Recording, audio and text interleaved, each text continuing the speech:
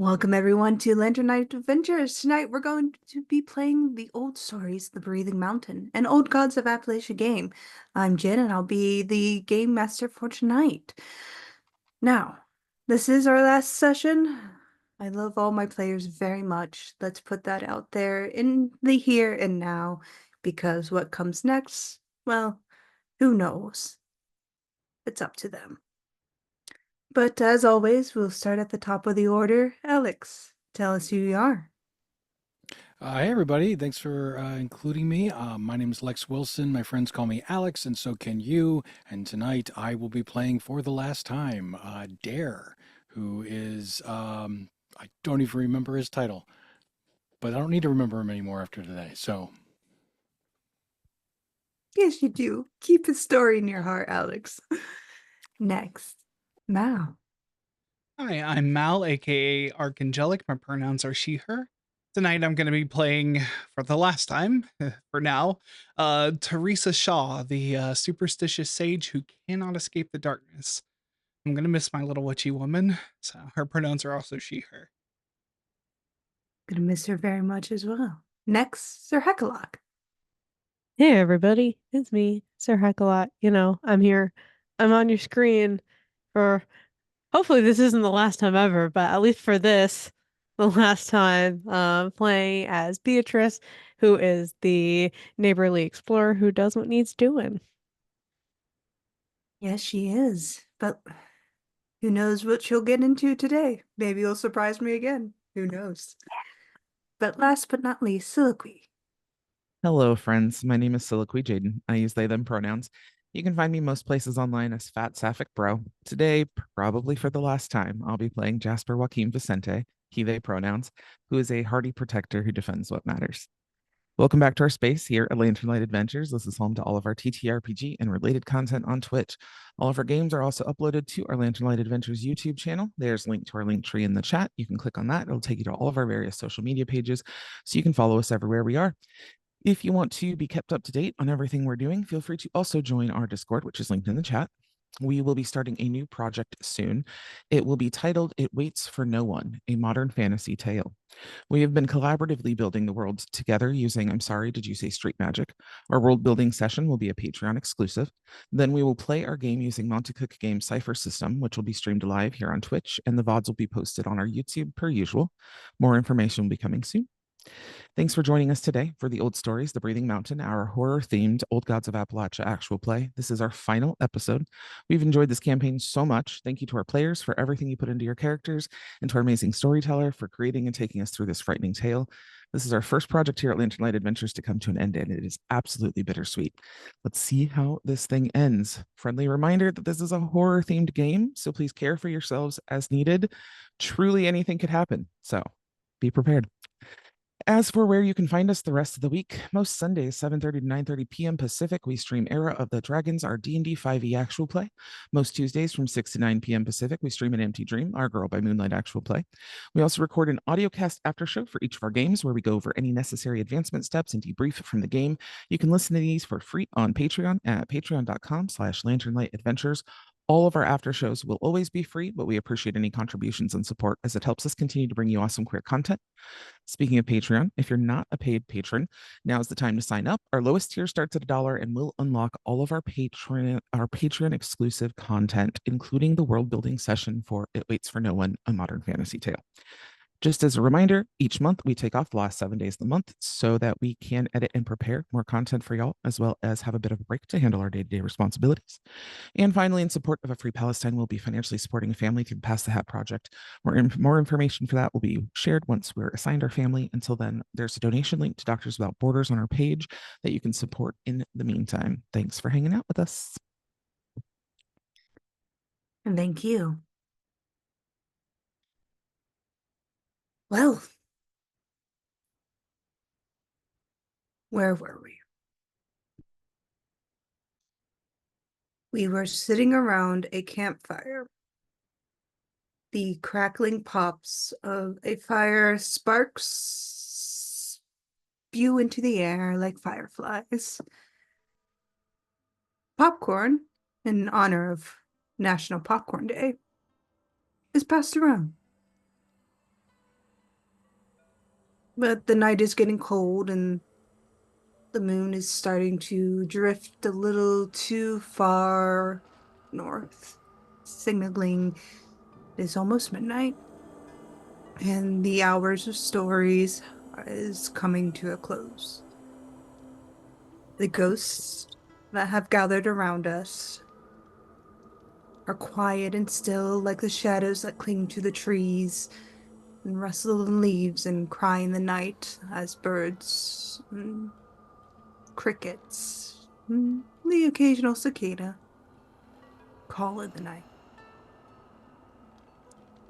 There's me, of course, the one who invited you all here to hear a story and wanted to hear what you put into the world. There's you, Mal, of course, bringing to life Theresa and her magic. There's SirHeckAlot with their ability to bring Beatrice into the forefront with thought and precision. You, Alex, with DAIRE, the go-lucky, the one who had such spark, still has spark. Maybe the spark is ever growing part of the world. You bring that so fully into life that there's a hope that kind of turns over with each begging of a sacrifice you put into your character, to the point where your ghost characters in the story are wanting to keep you whole and safe. And there's you, Soliloquy, with your brilliant, brilliant, wonderful Jasper. The strong and silent type, the one who interjects with strength, who is pragmatic in their approach. All enjoyable. All the world is safe and sound within this little oyster. But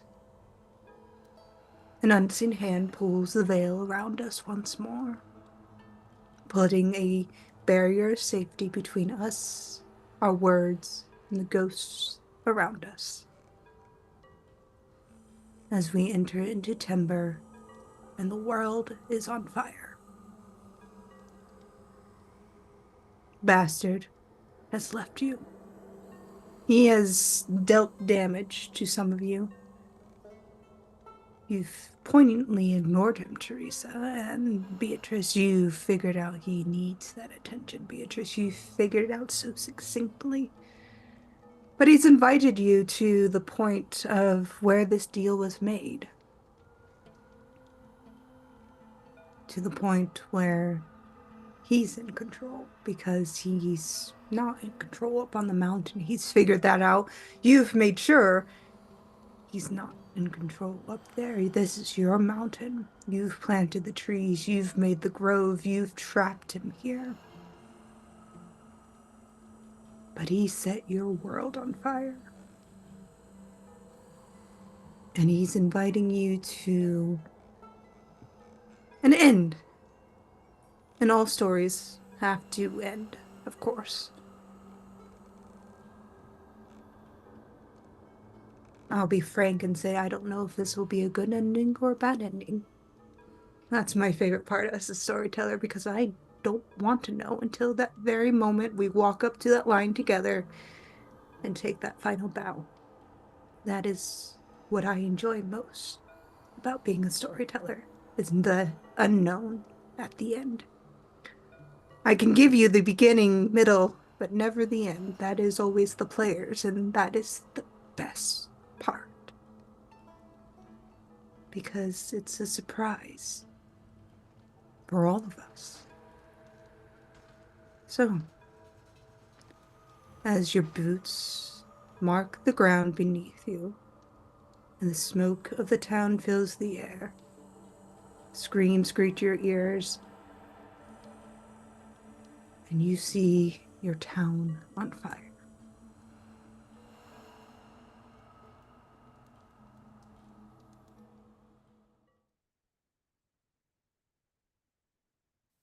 The flickering lights fill the town, almost candlelit, picturesque, but the smoke is there. It's horrible. It's terrible. The screams are the worst part, perhaps, but You've got to make choices, and you've got to make them quick. Can you save people? Or do you challenge the devil outright? What do you do?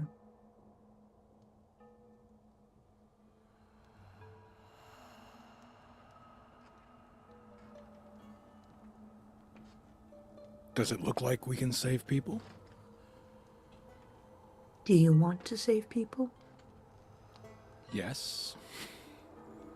Then you can save people.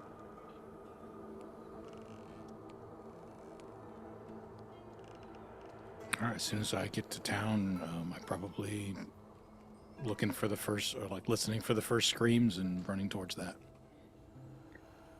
You watch as DAIRE takes off like a shotgun. Peeling off to the right, you see him break into a house, kicking down the door. The door's already weak from fire. Smoke comes billowing out. Of course, you need to make me a speed defense roll, as the backdraft is something you didn't consider in this moment. You're going to save these people if you act quickly, but you need to survive. 15. You are able to get down low, and you see trapped in the corner a young couple kind of huddled together, coughing, tears streaming down their face. They can't see, but you can see them because you have the advantage of looking in. And smoke and fire is curling in a serpentine manner towards them. What do you do? I'm yelling.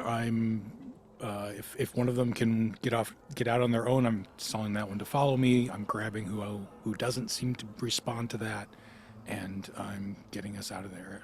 Oh, and I'm yelling, is there anyone else in the house?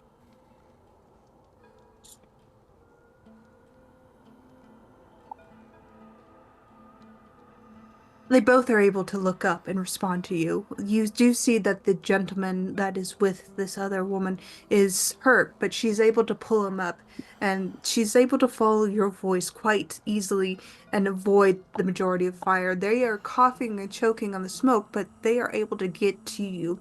And if you help this gentleman out, they will both survive. Yeah, we do that, and as I'm guiding them out, I'm yelling again, is there anyone else in here? Point or don't. As you shout and yell this, you don't hear anybody, and the woman says there's nobody else here but them. Great. And then I focus on getting them out. You get them out and get them onto the street. Smoke is curling out of their house, but they are safe. You've saved two. All right, next house. You shoot off to the next house. What are the rest of you doing? Do we have means of starting a water line, like passing down buckets? You do, but it's going to take time. The river is a bit too far away to form a fire brigade effectively. Mm-hmm. This fire was intentionally set away from the river. Of course it was.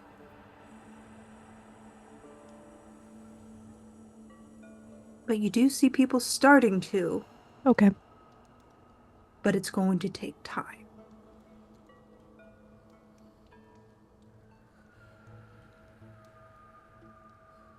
I don't know. It's like my current brain is not like coming up with a trickety trick or a plan to like be able to like irrigate this faster or better. But like that's where like my brain is at. I feel like Beatrice would be able to figure something out, but like heck, the player is like I don't know where my brain is at with that. But yeah, it's like she would probably want to work with like some way of expediting that if possible. Of course. Make me an intelligence roll. Okay. It might help if I have my character sheet up. No, there it is.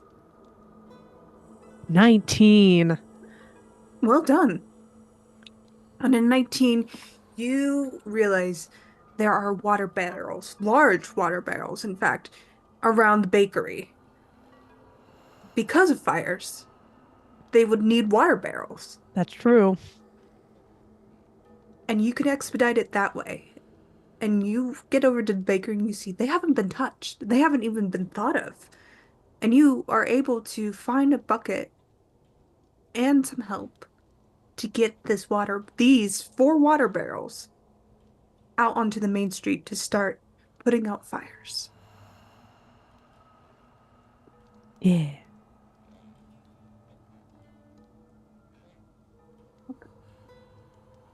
You're able to save 5 people due to this effort.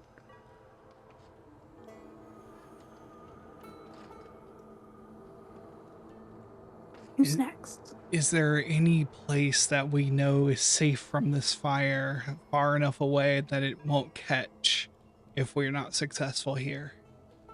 Any place we know that has enough of a fire break to tell people to start evacuating to? A couple places. The river itself, the orchard, just because it's not there, and your house.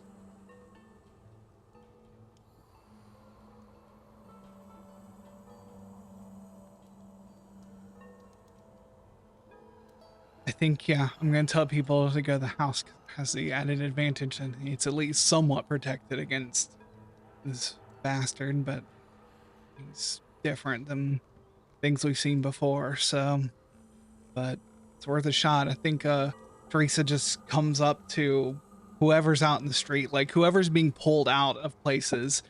Theresa is like coming to them, like just making sure that, you know, they're not choking or anything, just doing her best to do her witch medicine and say, take everyone to my house. Doors unlocked, you can stay inside, just get everyone safe. And says, tell everyone, if you see someone, tell them to go to my house. Roll me an intellect roll. Or if you have persuasion. That's 15.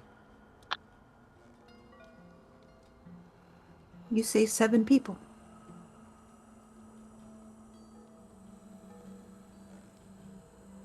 And I think what else, like once she starts that, you know, the basically saying, hey, just get that, tell everyone this is the safe place to go. Let's set up that camp. I think it's dark enough here that she thinks she can do this fine, but she wants to take the water and use her void wings, the gift from the thing that wears Owen's face, and try and pour water from above, see if that can help anything. All right.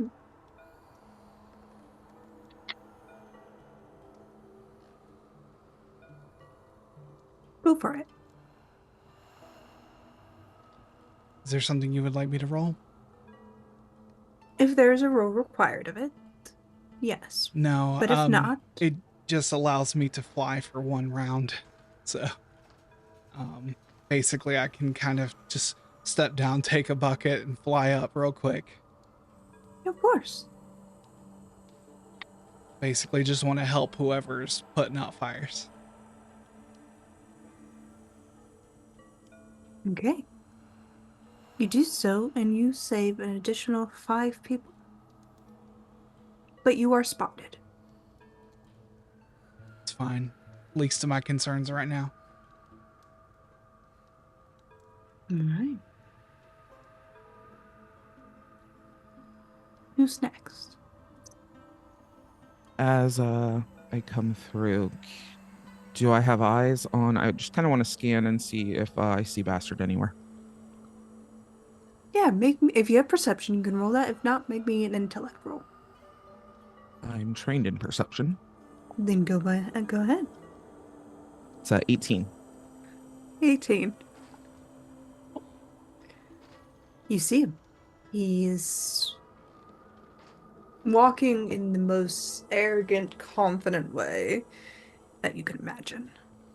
High back shoulders, hat in hand, as he's just enjoying the chaos around him, and he's walking away, and as he walks, you see more fires kind of snake from his boots, hitting the dry straws. It has been terribly hot and dry for the past few days, and he's taken advantage of that.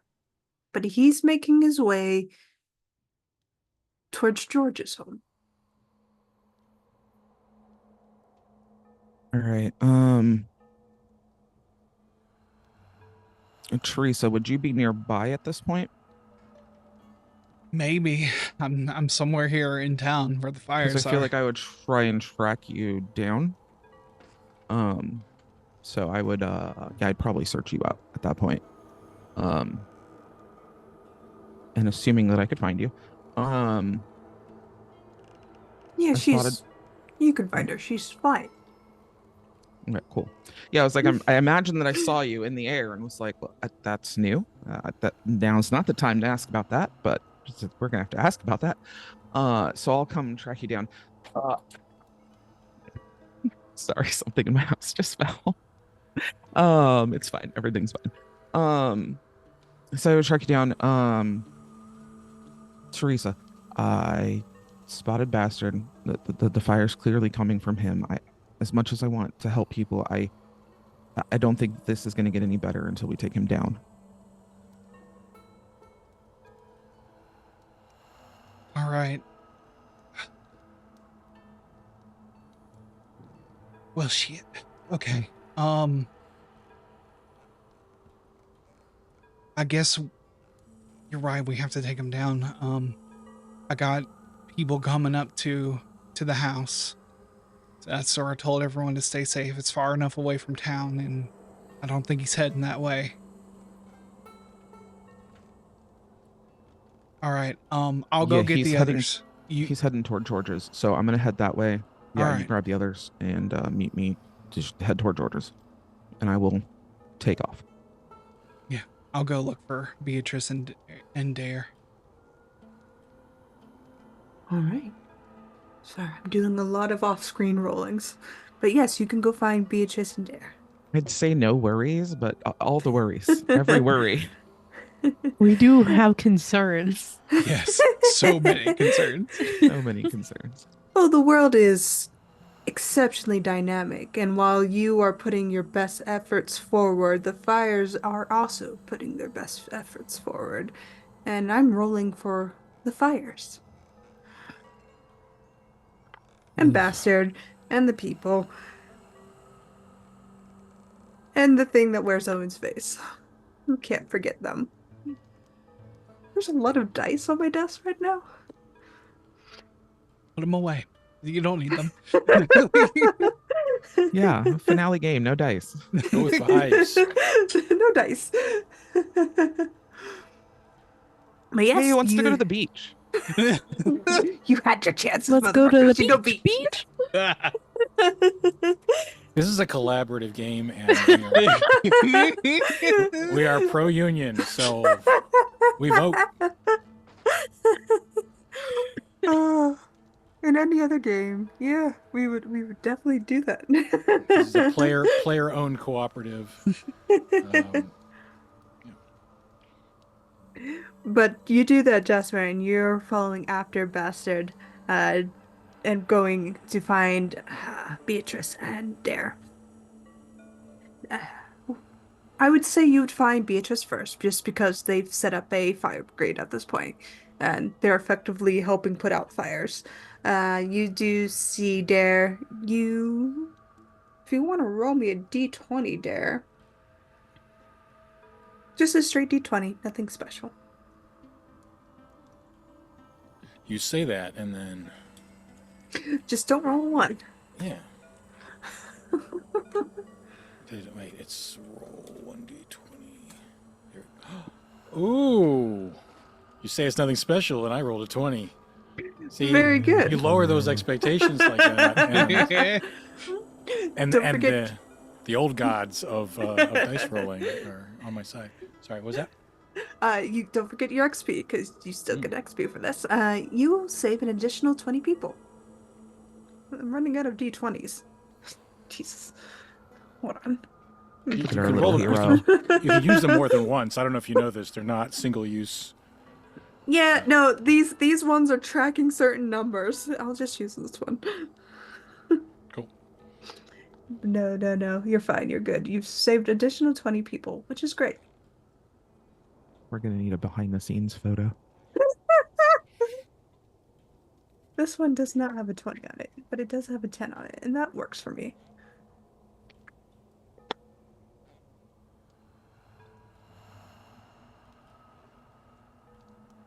You're going to show this picture to your friends and be like, what is that? Don't worry about it.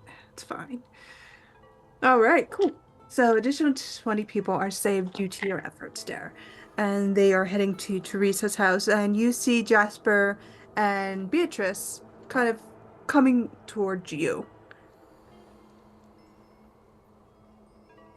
All right. I probably need to take a breath anyway, so I'm evaluating like which house I'm gonna run towards next. I'm listening for screams. I probably have asked everybody I've helped get out is like, who's vulnerable, who might have trouble getting out themselves, and asked a few of them to help before they head to Theresa's. But otherwise, yeah. So I'm not running right back into a house at this moment. Very good.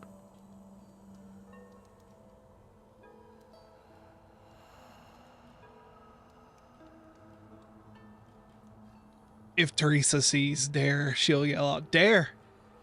He's heading towards George's. Jasper's already heading that way. He's spreading more fire. All right. How bad is it still here? Does it seem like we still need somebody to be taking people out of houses, or? You don't know. The fire is choking, blinding. You do see people helping. They are inspired by you, Dare. And that has to be enough. I think after the last fight, Dare does not have the confidence that he can make a difference in a fight. So I think that he's going to say, I'll catch up. And if I'm holding the dynamite, I hand it over. I don't think I've got anything else that I can contribute that's of particular use. I don't think Theresa reaches for it, so. But if Beatrice is there, she's more than welcome to. Oh yeah, if I'm there, I'm taking it. All right, and heck, I also have these pearls of wisdom. They do look great on me. They look better on me than any of you, but I'm going to hand those over because Dare's not going to start thinking before he acts now. It's Okay. a little late in the game for that. Oh. Theresa, I don't know what this looks like. I don't remember if it was said, but I do have a cipher called Salvation. I hand it to you, Dare. If everything goes down and you need to protect people, this is a last-ditch effort to do so. And she hands it. I imagine it at this point, it looks like one of her homemade charms. She just says, open the satchel, rub it between your palms, and you'll be protected.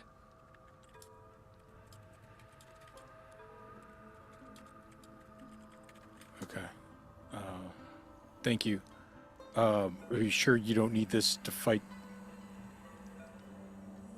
All right.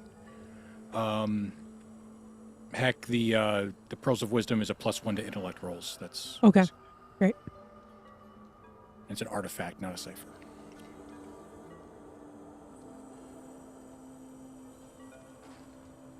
All right. We're doing what we have to. So you're splitting the party. Okay. I'll catch up. begrudgingly. If Jasper were there, he'd have things to say, but I'm already up ahead, so. Yeah, you already split the party. Yeah. Hey, I thought you'd be right behind me. Y'all throw the first stone. Oh. There are Yeah, some words that DM always loves to hear, and that is one of them. and I say, one way or another, I'll see you on the other side. I said it to Theresa. I better see you. And she'll leave. She'll go running after Jasper. If we die because DAIRE left us behind, I'm gonna haunt your ass. It's okay. I've got so many NPCs that are going to remember me fondly. You either die a folk hero or get haunted by your best friends. Ideally both.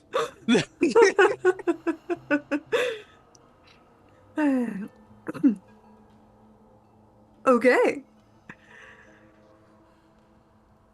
So, those who are heading to George's,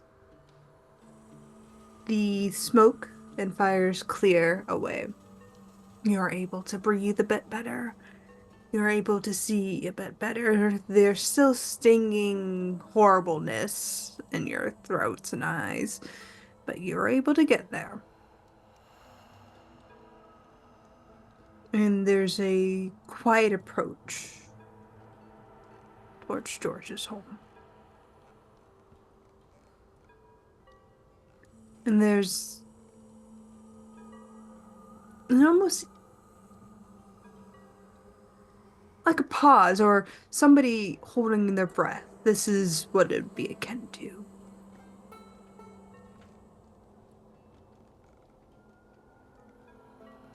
And George's home stands quiet and well lit as you approach.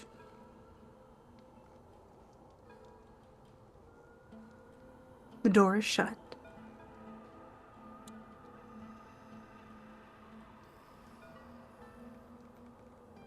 As if waiting.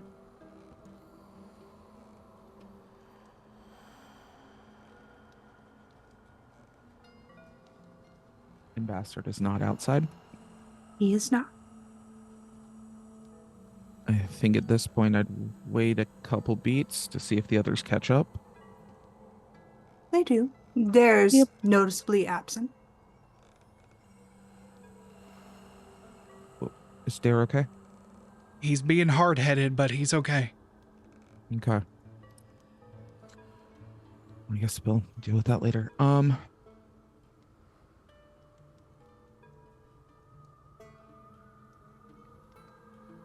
Last time we just walked into a building, it didn't go great. You're right.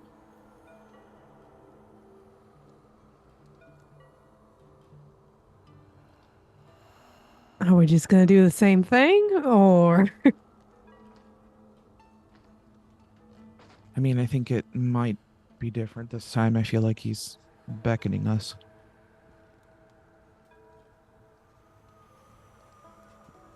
I think so too. You could burn it down, get them to come out. But use the I strategy. have a of the feeling he's enemy. immune to fire. Ironically, the devil is actually found in the cold parts of hell. I know my Greek myths, leave me alone.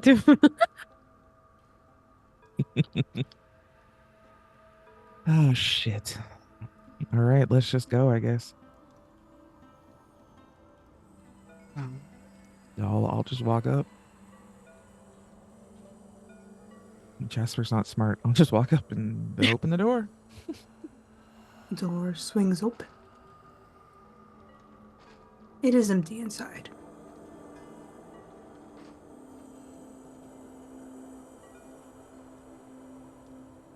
Because he is the master of lies and trickery after all. And where it started was not in a place, but with a person. that you named John. And he's in the center of town, next to DAIRE. This revelation hits you hard. And DAIRE, you see John hit the building beside you as a knife is plunged through his chest.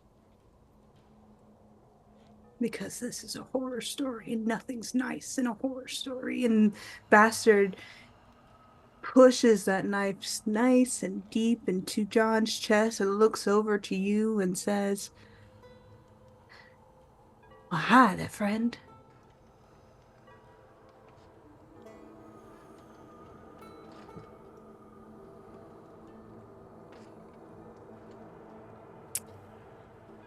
Yeah, I think I charge. By all means. You get the first hit.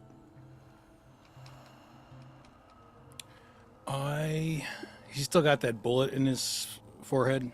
Yeah, it's not come out. It's just a nice little red wound on his forehead.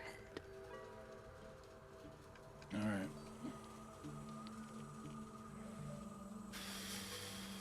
That's the nail. My wrecking bar is the hammer. Swing away.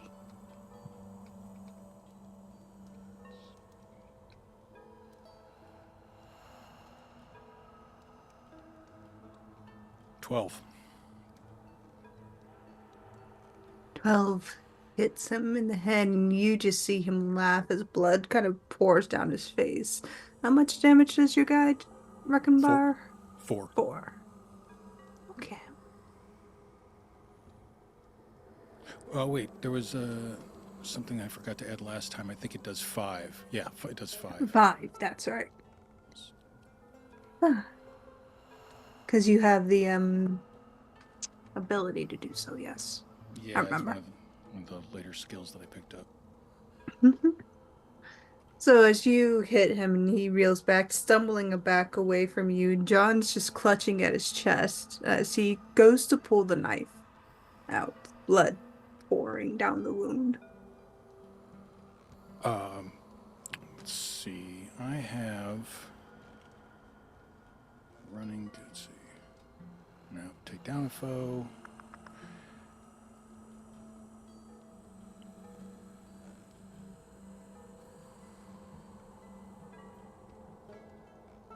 I thought I had something that would let me take an immediate action after I hit, but I don't see it. What I'd like to do is take that that salve and put it on John. If it's not too late. Never too late until it is, but with the knife still in his chest, he won't heal, so you will need to remove that first. It's gonna take a strength roll, so. All right, that's what we're doing.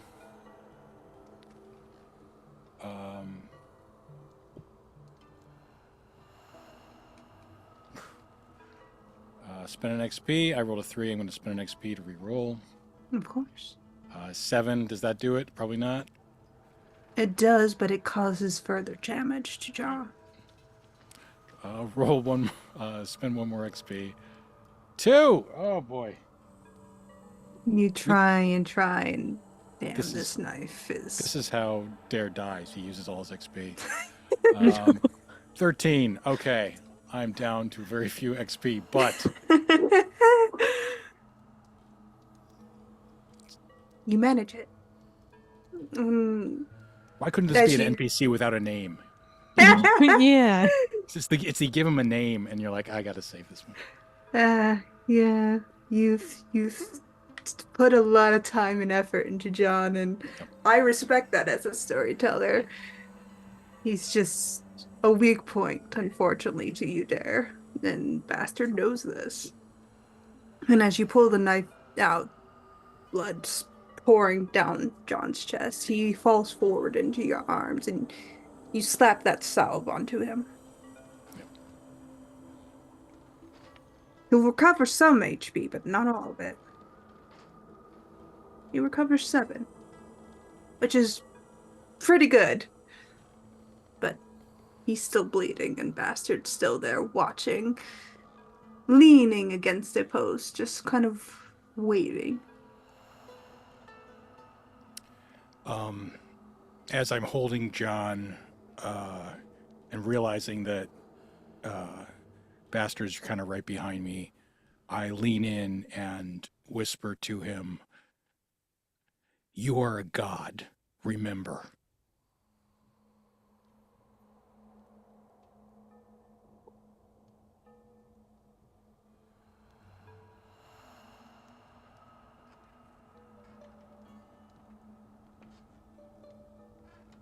Are you sure you wish to return the green man?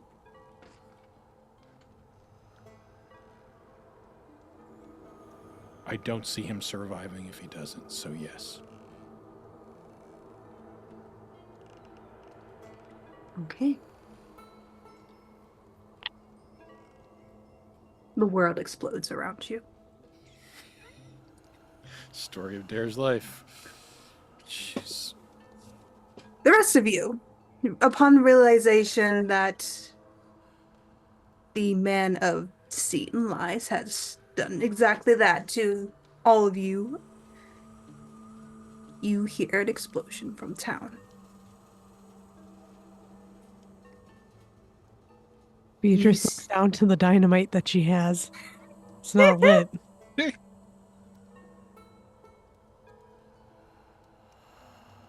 Seeing that, Jasper checks to make sure. Yep, still got mine. I think Theresa runs outside. And like knowing that they're close behind and how far away we are from the center of town, I think she just looks behind her and whispers, "You promised to help. Grant me swiftness. And I want to use my my mount feature." What does your mount look like as it takes shape, pulling shadows up from the ground, shaping itself from starlight? From starlight, I think it pulls itself into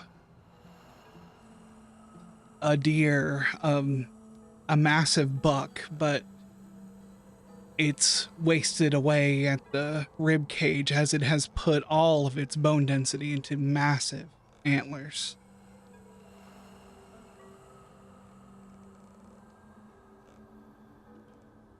But it easily comes up, like its shoulder comes up above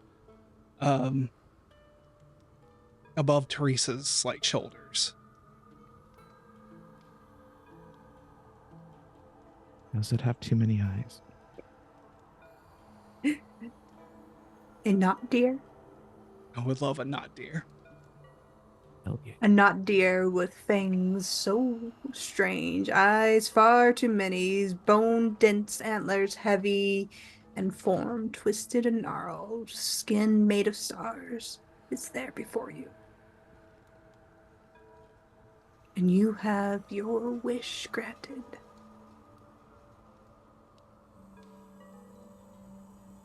Without a thought, I think Theresa gets atop it and looks behind to see if either one of you are going to follow her on this beast. Is there room for more than one person on this thing? Yeah, why not? Then yeah, I'll just jump on. Sure, there's a little hesitation of, oh my god, but okay. No, nothing is weird to Jasper at this point. Like, it's just, this is a freaking fever dream. And we ride. And so you do. Hooves never touch the ground as you literally ride on the winds. And you get to the center of town in record time. And it is a grove of trees. Taller than you've ever seen, forests you've never seen, redwoods that shouldn't be here, cedars that shouldn't be here, Joshua trees of all things. It is wild and the air tastes of honeysuckle.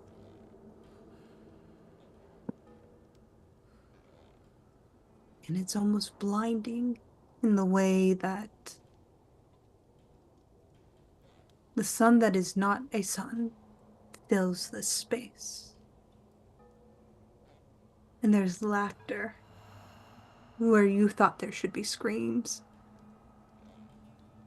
But you see, in the middle of this grove, cradling DAIRE to his chest, kind of pushing DAIRE's hair away from his face, is John. Not John, the green man. The wild, pure thing that is nature is in the grove. Wound healing across his chest, blood spilled across his shirt, eyes that are not eyes, laughing. And you see Bastard thrown several yards away. But the green man stands resolute as he pulls DAIRE up to his feet and just kisses your knuckles, DAIRE, and says thank you.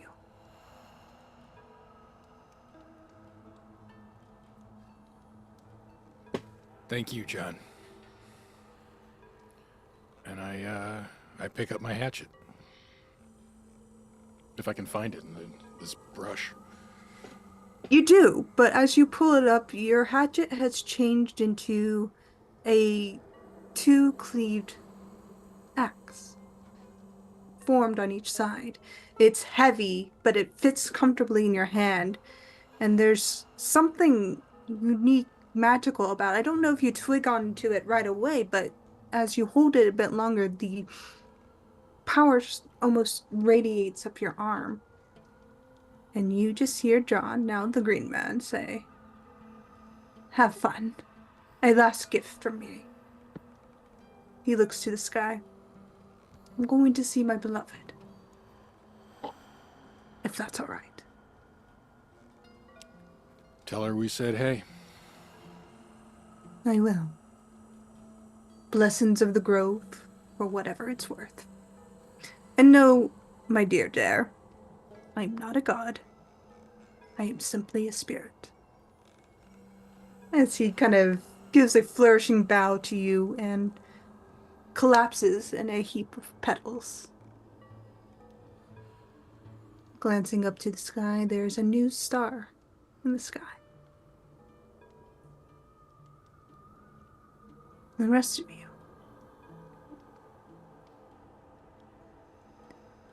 you see Bastard run. DAIRE, your new weapon does 6 damage now. A blessing from the green man. You see me running after Bastard.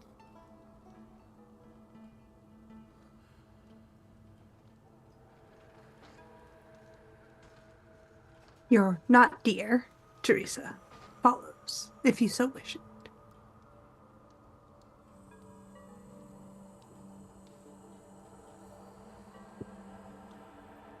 Yeah, absolutely.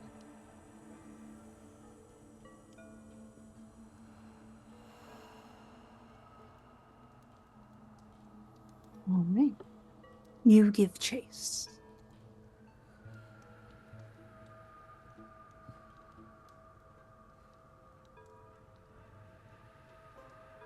You chase him into one of the nearby farm fields, and he's standing in a patch of cabbages, and he turns when he realizes there's a tree line that has cut him off very effectively, as if, no, it is your doing, actually.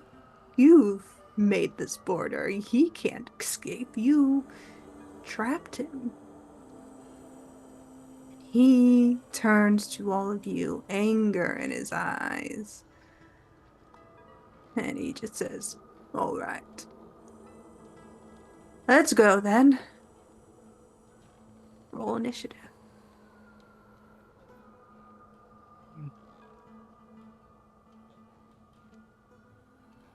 Okay, so we're doing this.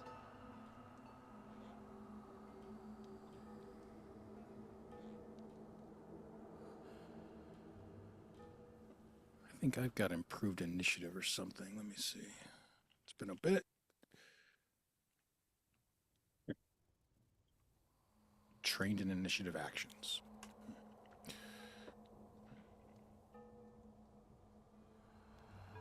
You can put your tokens onto the board.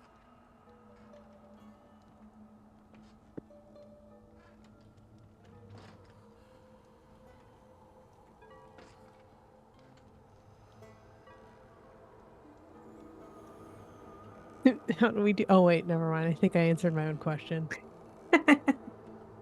Never mind, I didn't. How do we do it again? Oh, there I am. There you Whoever are. did that, thank you. I'm doing it since I'm already here. I appreciate it. Yeah. And where's Technology. Master? Is he on the right there?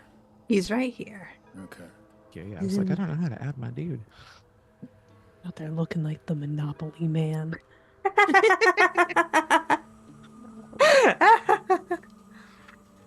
Got Or kind of like a 16. vampire from a distance. Yeah, I was getting like classic Dracula off of it Yeah. for sure. I had to zoom in, then I was like, oh, okay, it's not Dracula. Good. I wasn't prepared for a Dracula. Who is prepared for Dracula? See, when a Dracula appears, there's only two reactions: kill him or smooch him. There's no in between. True. Again, I'll say ideally both.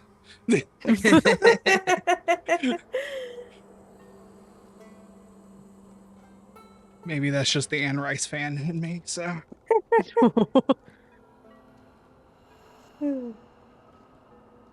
When you all catch up, I say, John's up there, and I point to the stars and say, he went to see about a girl.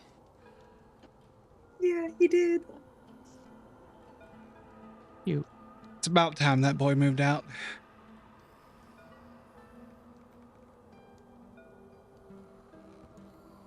Oh, good. We'll stop finding frogs everywhere. That's what you think. Because the grove that you made has become the Green Man's grove, and his reincarnation has brought backness. And, well, he likes frogs, and he knows how much you despise them, Jasper. So, as a trickster gift from him to you, you'll always find a frog. Fantastic. Jasper will pretend to hate this, but actually loves it a little bit.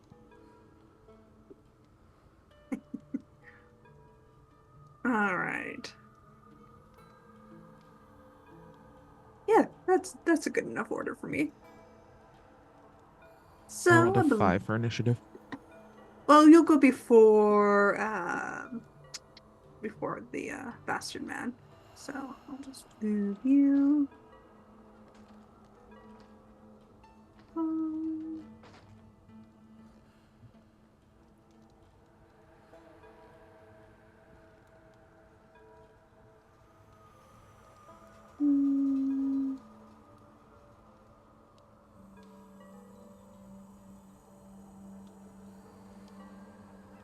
I'll just remember it. It's fine. I can update it later. But anyways, let's see. Top of the order. Top of the order, we'll just have it like this.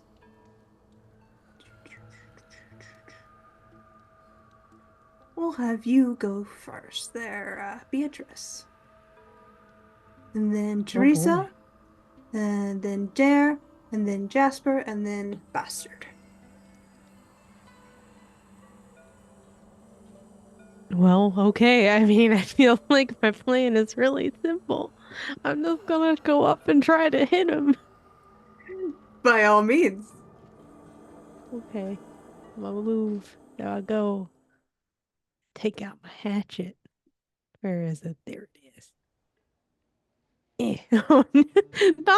No, you know what? I have enough XP to re-roll that. I'm gonna re-roll that. We can't do that right Sure. now. Please, dice gods. Please. 17. Let's go. Well done. And you get up 1 point of damage. Yeah. If you allowed a GM intrusion, you get XP for this. Yeah, let's have fun with it. Let's do it. Okay, cool. Let's have a little fun. As you go to strike, of course, your aim is true, and to echo this damage and to echo the strike, the earth itself seems to shake and shudder beneath you and causes the bastard man to almost lean into you as you strike true, dealing that extra point of damage. So you do the 5 points of damage as he takes it, and you see that the earth is responding in kind, and there's rocks tumbling down from the mountain behind you.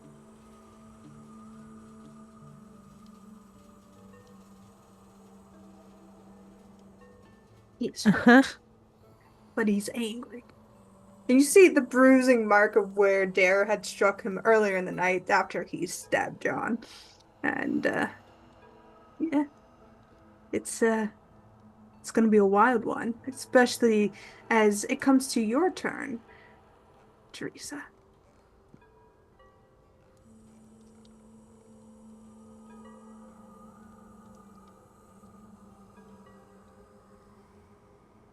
There's several things I can't tolerate, and a liar is among them.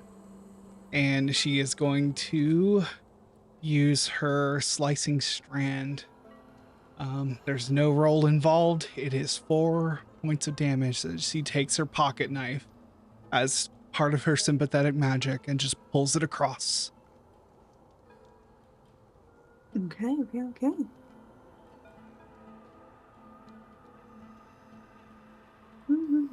Yeah, you'll just take it.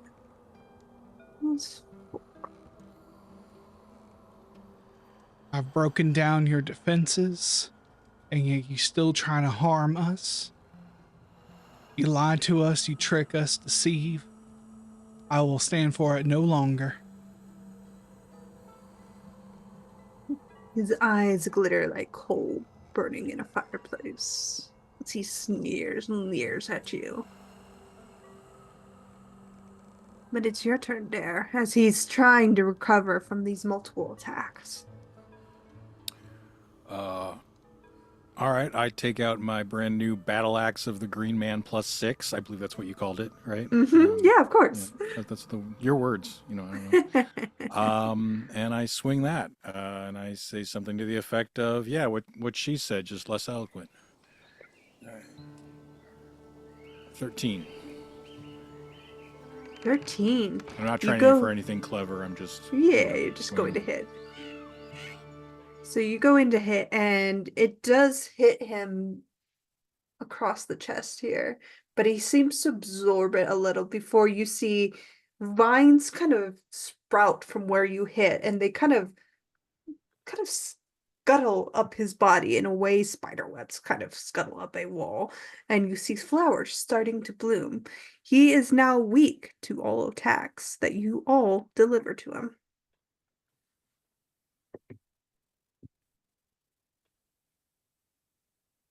Cool. That's all I do this round, probably. All right. Jasper, it's your turn. All right. I am going to try to hit him with my massive axe.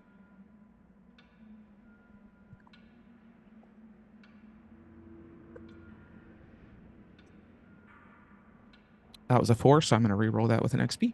Okay. That was a 9. We're going to do it one more time.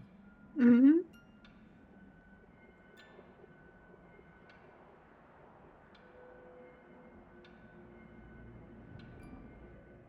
Okay, I lied one more time because that was an 8. Jeez. Okay, there we go. Now it's better. Okay, that's a 17. Mm-hmm. The axe does 6. Mm-hmm. Because I'm capable protector, it does an additional, my attacks do an additional 1, and I will do quick kill, so it's an additional 4. So 6 and 5 total.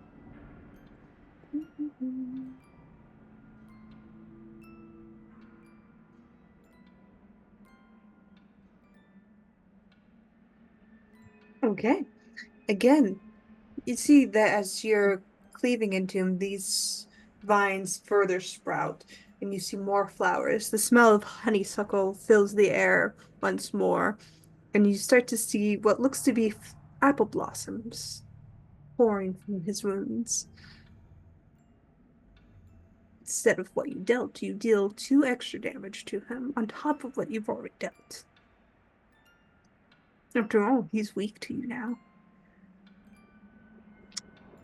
Too bad it's his turn.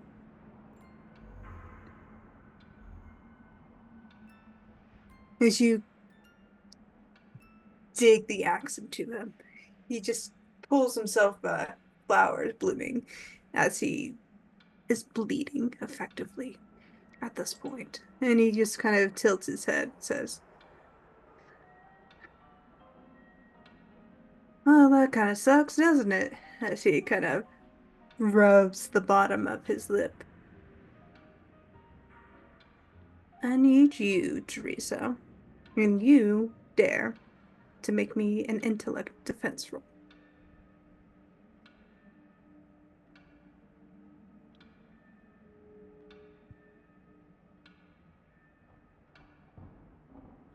I rolled a 2. Do I want to spend an XP to try and do that again?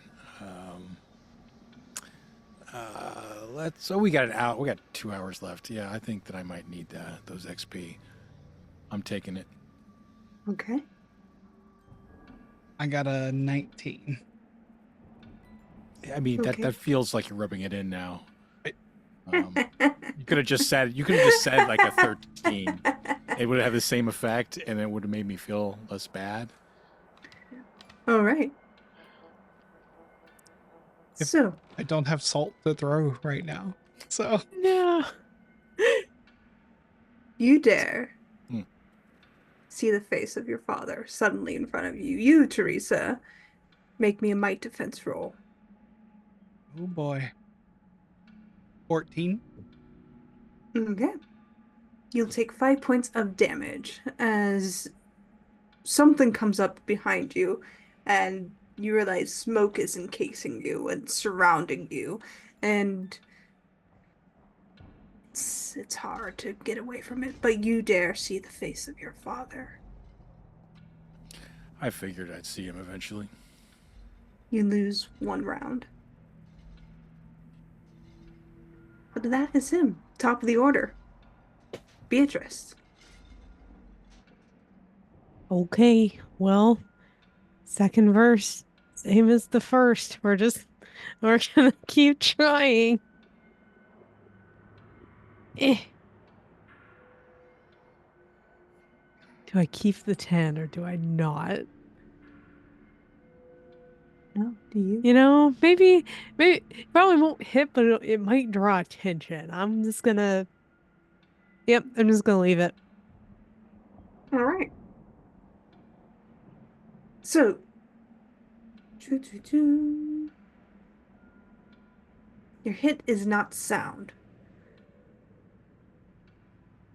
Need you make me an intellect defense roll. Okay. See, no, I'm trying speed defense. So this is just gonna be a flat roll. We're gonna re-roll that. No, no, no. That's a 2, chat. Do you see my father too? Suddenly, DAIRE's father is in front of you. Is just like, Oh my what God. the heck, guys? The resemblance. How did your dad come Rewind. here? Reverse. 1 hop this time. Well, at least it's not 2, but it's a 7. I'm just gonna leave that at that. Okay. You take 5 points of damage as smoke starts to Okay. surround you. That's fine.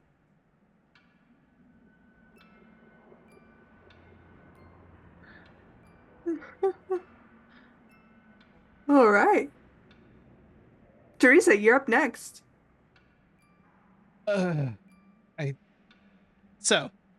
Remind me how damage works again, because I have 2 might left. So So when you start taking, or if you have nothing else in your other pools, mhm. you're essentially dead. But if you still have 2 other pools to tap into, you are impeded, so all your rolls are down by 1. Okay. You are suffering from hail. So hail is basically when you are not quite dead, but you are getting there, sort of situation, and it starts impacting your rolls. So everything's basically at a disadvantage at this point. Well, lucky for the witch in the room that I don't have to roll a lot. I'm just gonna damage him then. More slicing strand. This needs to end. So 4 more damage from my magic. Of course. It slices into him, and you just see the burst of flowers kind of fill the air.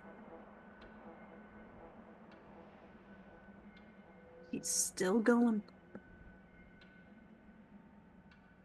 DAIRE, unfortunately, you can't recover from the sight of your father bleeding before you, and you lose this round. It's a lot. I did not expect to see that just now. It is. It is. And he knows it. Jasper, it's your turn. All right. Try to do some damage again.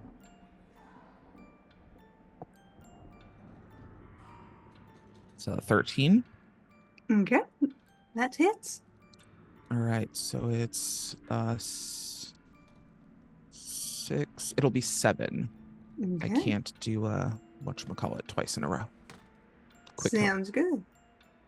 You'll do 8 because it's a little bit weak. So you're Right. also, Theresa, will do 5. So let me add Sweet. that damage Okay. before I forget. I did not forget. All right. You attacked him. It is his turn. I need all of you to make me a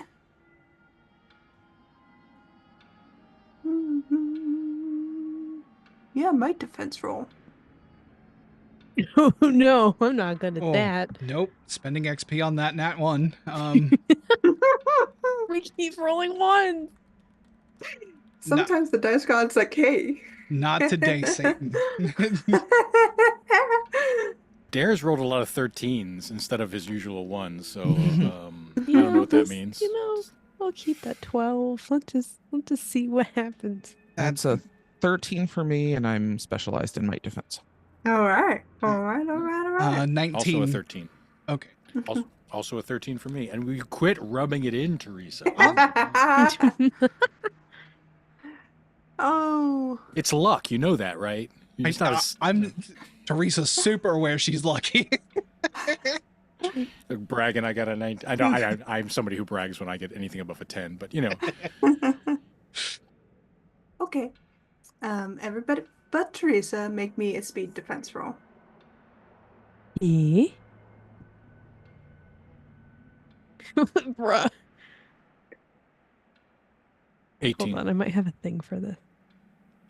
Never mind. 18. Very good. Very good. 7. I think it's a little weird that the protector class, and there's 2 of us, and we don't have any of those paladin powers of like jumping in front of a blow for somebody else. It's more like we're have good defenses for ourselves. If I take issue with anything in the system, it might be that. Yeah, the protective role is a bit weird in Cypher System. Like, I don't know. I don't think it ever quite clicks the way they think it clicks. Anyways, For sure. Everybody but Beatrice only takes 5 points of damage. Beatrice, What do you mean? you take 10. Okay. Well, that's 1 pull down.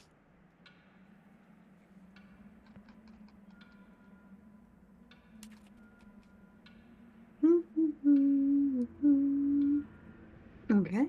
In the words of Penfold of Danger Mouse, oh heck.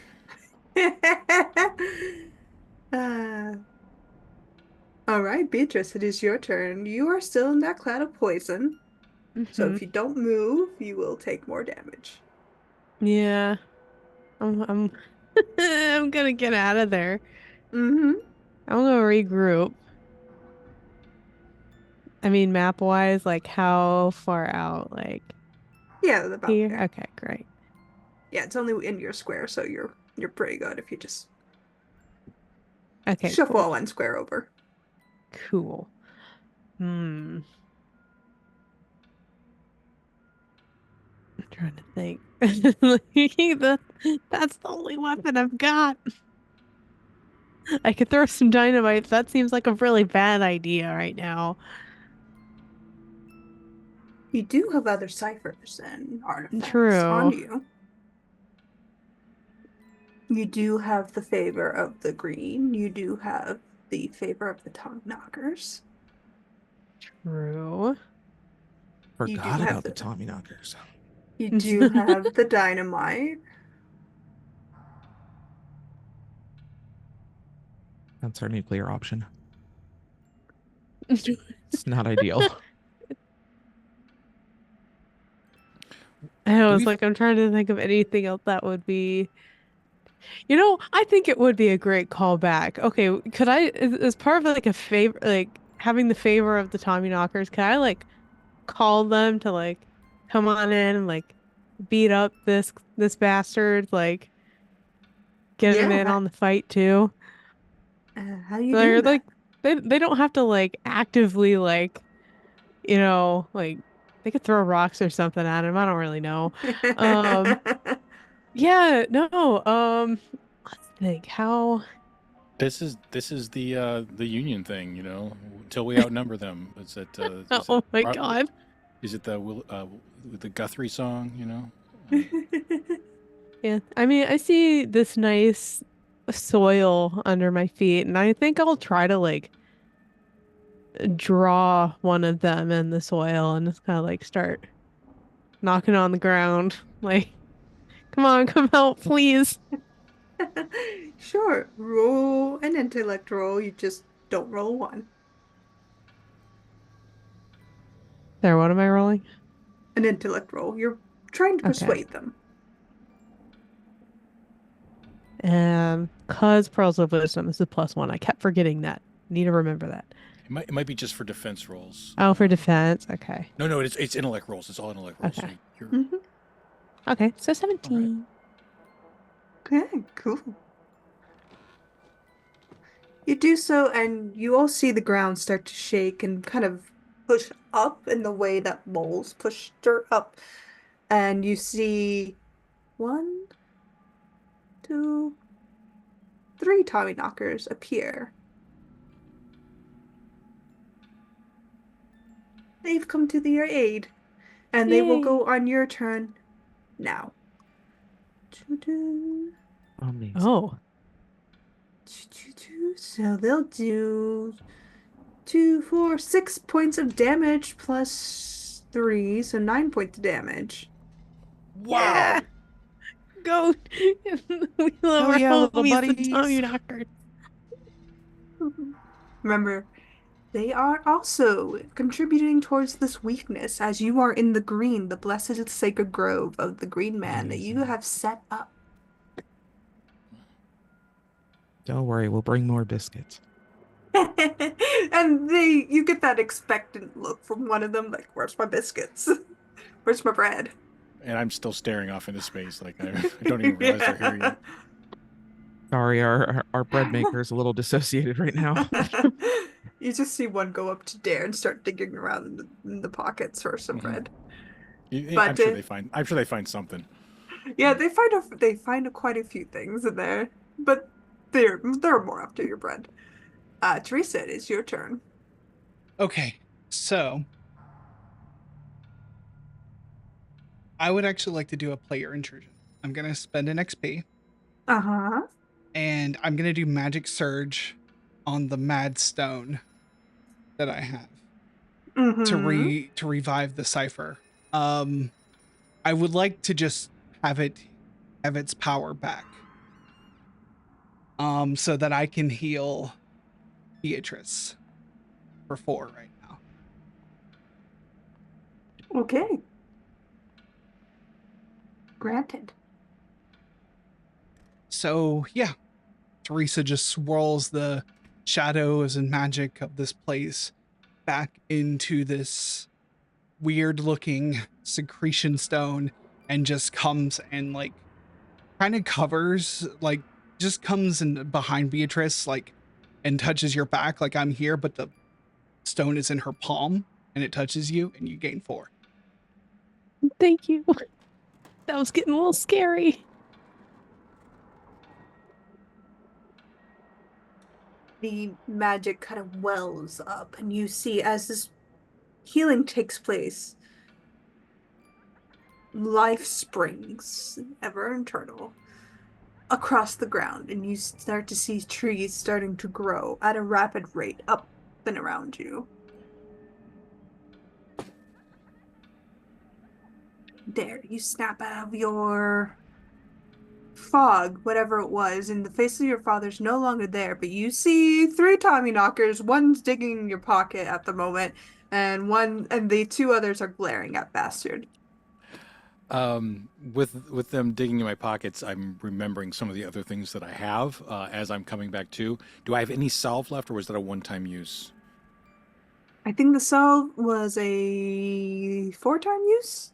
Okay, I tossed that to Therese, no, to Beatrice, and I also remember that I got this God's Eye charm from John. Did we know what that does exactly, or is that more of a You want to find out? symbolic gift? Yeah, I want to find out. Okay. So, as you kind of pull out this God's Eye charm made by the Green Man, who's not a god, he will adamantly remind you of that. Uh-huh. You see starlight in the center of it. And it starts to glow brighter and brighter. Roll me a d10 and tell me the number. You'll add a +3 to this.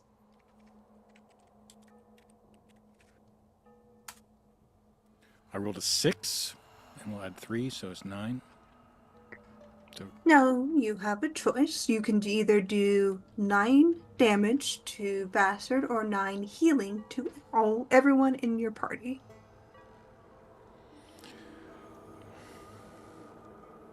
DAIRE chooses healing, Okay. and as he's pulling that out, he actually points with his other hand where the biscuits are to the Tommy knocker. He's not giving him his full attention. He's not taking it out for him, but he's just like, A few more moments of groping later, and the hand retreats, and a very happy Tommyknocker is returning its attention back to Bastard.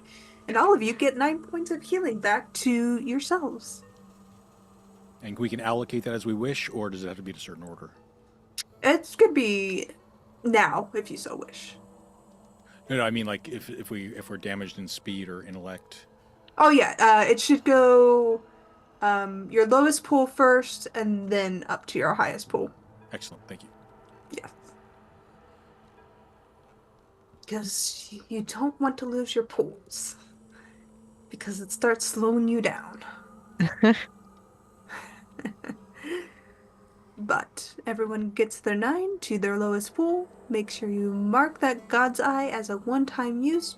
The starlight fades out, and you all see trees starting to bloom again, grow at a rapid rate. And you see a very thick redwood starting to sprout up behind Bastard. What's Bastard's reaction when my friends are all healing? He smiles at the cleverness of it, and he says, I like this game. I'm glad I didn't fold.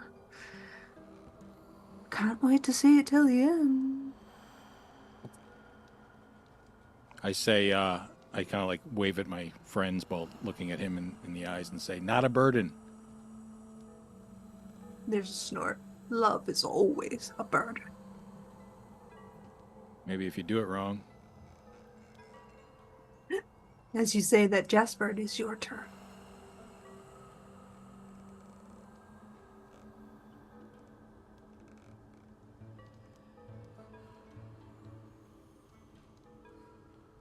That was a 6. I'm going to burn an XP.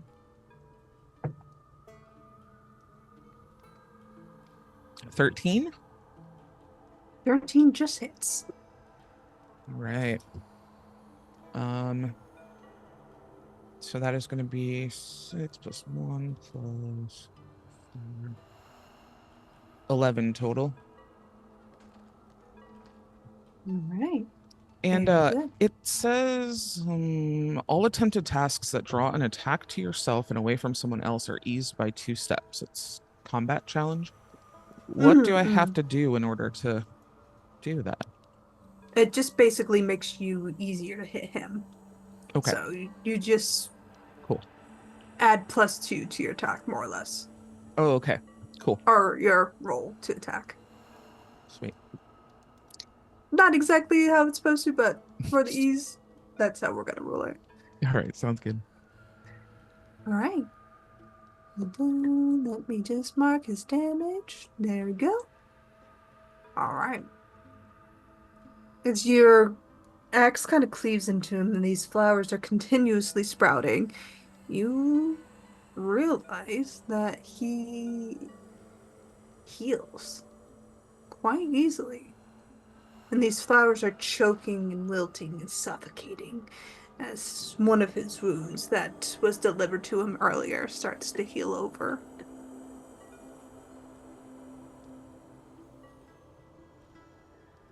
Fantastic.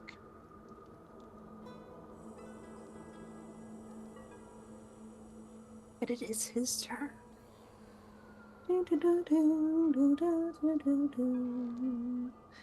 Got the timing, okay. So remember these numbers because I'm not gonna remember them. Of course, I I'm gonna will remember them. try.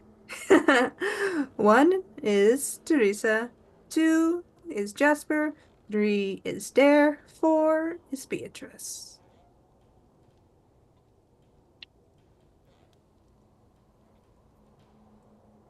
Theresa, make me an intellect defense roll.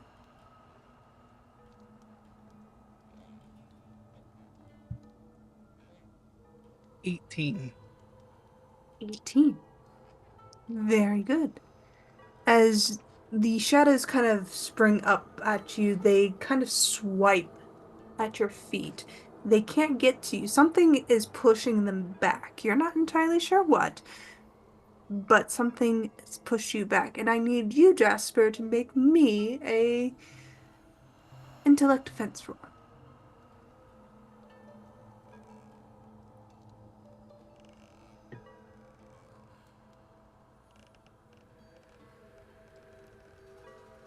All right, I am, let's see, trained in intellect defense, and that's a 19. Okay. You feel something try to grip at your mind, but it fails. And you, Jasper, notice a tree, the redwood tree is still growing behind Bastard. And there's a split almost forming at the trunk as it grows ever taller, almost wide enough for somebody to step into it. But at the top of the round, Beatrice, it is your turn. Okay. I don't know. Can I check that out a little bit more? You can, but you will lose your attack. I'm okay with that. All right. The redwood tree is going at an extraordinary rate. It's very tall, it's very big, but it is wide enough to put a person inside should they so wish. That split is widening enough.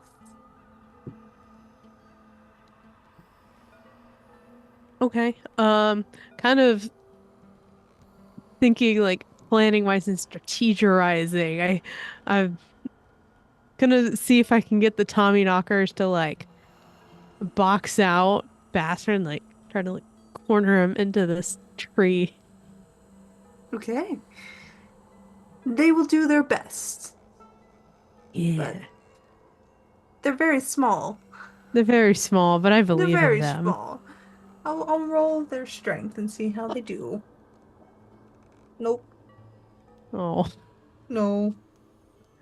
Oh dear. This one manages to push, but not completely shove. They're just little guys. They're just little tried. guys. You did get a nat 20, Try so so XP to hard. me. No.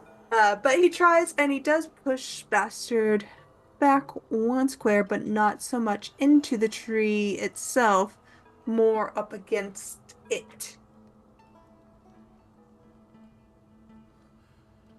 But that'll be their turn. All right, Theresa. So, tell me more about what the shadows are doing at my feet. I'm very curious about this. What is going on here? It's like rippling in a way that water kind of ripples against the shore. There is a barrier almost around you, like almost a shield of sorts.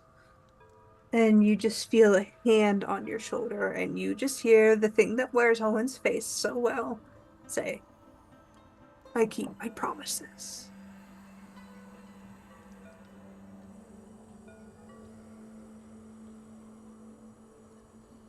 You owe me.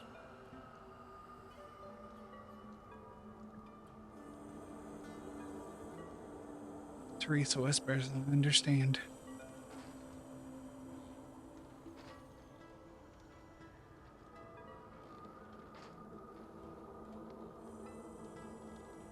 And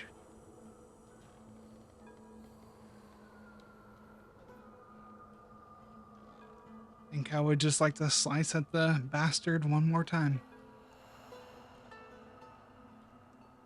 Okay.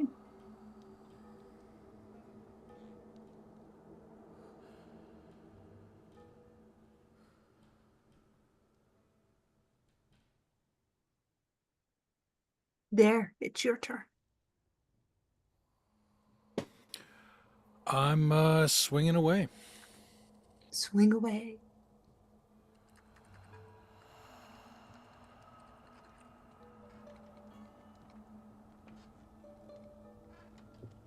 Battle Axe of the Green Man, +6. 11. Oh, actually, yeah, 11. 11. Does not. Fortunately, no, you need a 13. I will spend an XP question mark. 3. I didn't do well this round. You didn't. In fact, you invited the GM to step in. Hello. Hi. Fancy meeting you here. How you doing there? Hope it's okay. Yeah. It's, it's my show, but, It's tough, yeah. No, I get it. I get it. I let the GM, have certain allowances. Mm-hmm. Yeah, that sweet little knife that had found John's chest finds its way into your ribs.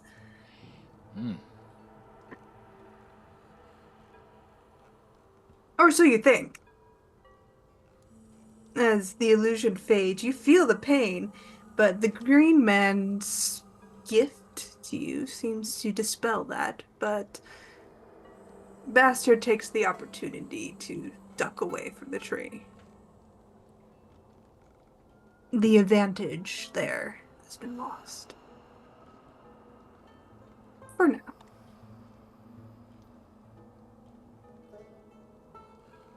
But don't forget your XP. Worth it. Jasper, it is your turn. Oh boy.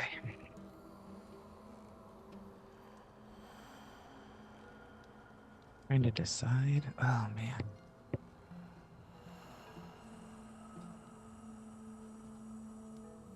Okay, I'm just gonna follow him, I guess. And we'll attempt to attack again. By all means.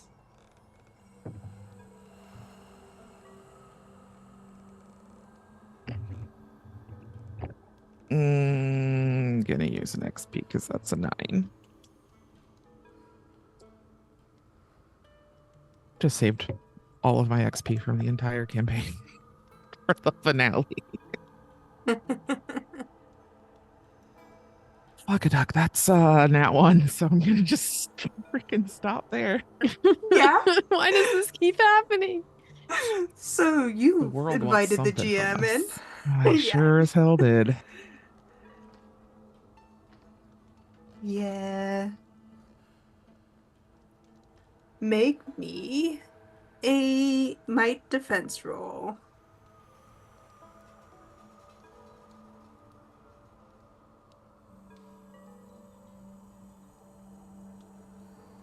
Specialized in might defense, but that's only a 6.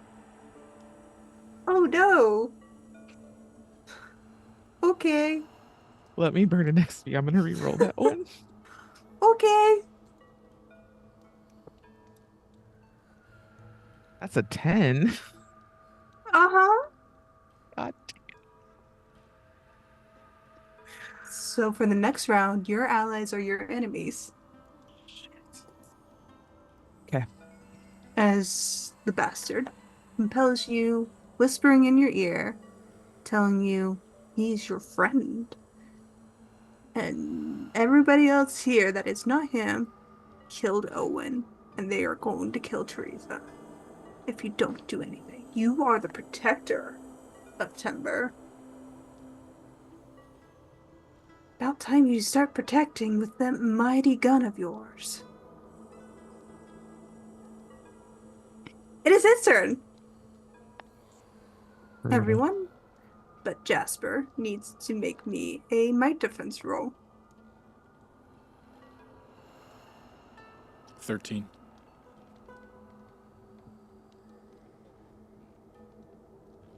Mm, 9.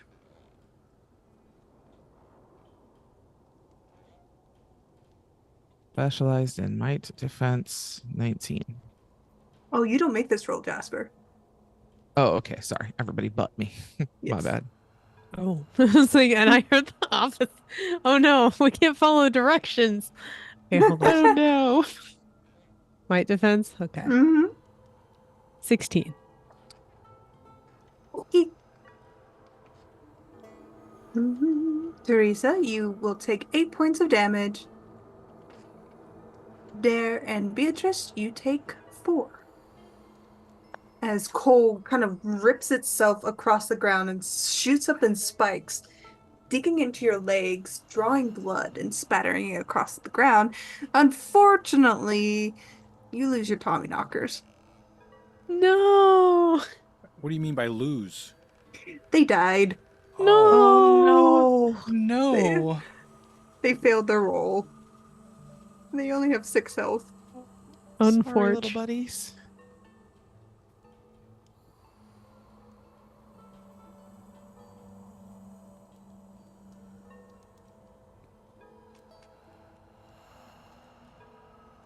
It is your turn, Beatrice. Uh-huh. All right, I'm good. I'm ready. I'm gonna go back up there. I'm gonna go back. Okay. Hit it. Yeah, go get him.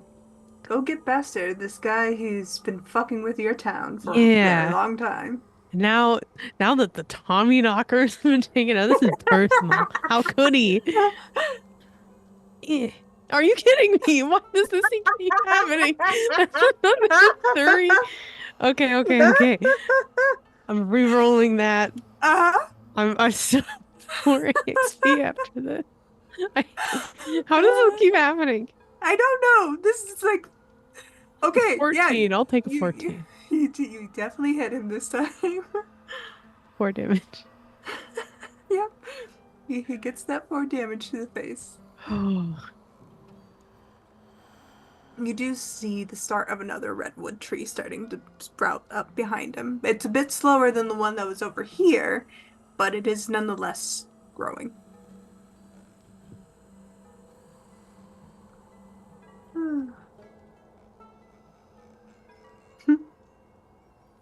Theresa. Do I see Jasper change? Do I see what's going on with Jasper at all? Roll me perception or intellect. Remember, if you are hailed, you'll roll this at disadvantage. I'm not currently. Okay.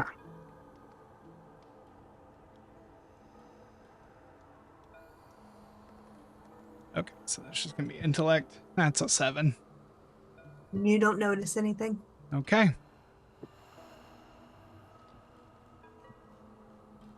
All right. Was that my action? So- Yeah, that was your action. Okay. Unfortunately, that was a major move. Okay, fair enough. Jasper. No, DAIRE. Excuse me. I got my order out of order. All right, I'm hitting hard. I'm gonna see if I can take Jasper down. I'm just kidding. I'm taking. I'm attacking Bastard. Do I yes, I use an XP. So for those at home, I rolled a 9, and then I rolled a 1, and of course I'm gonna stick. No, I'm not gonna stick with it. I'm going to spend another SP because how bad could this be? 8. Man, these dice are mean. I have 1 The XP dice gods left. are like, do it. I mean, all right. do you want to save it or okay? I'm rolling it. Okay. And then we're gonna cut to break, and then I'm gonna have a technical issue, and I can't come back, so I survive. That's my strategy.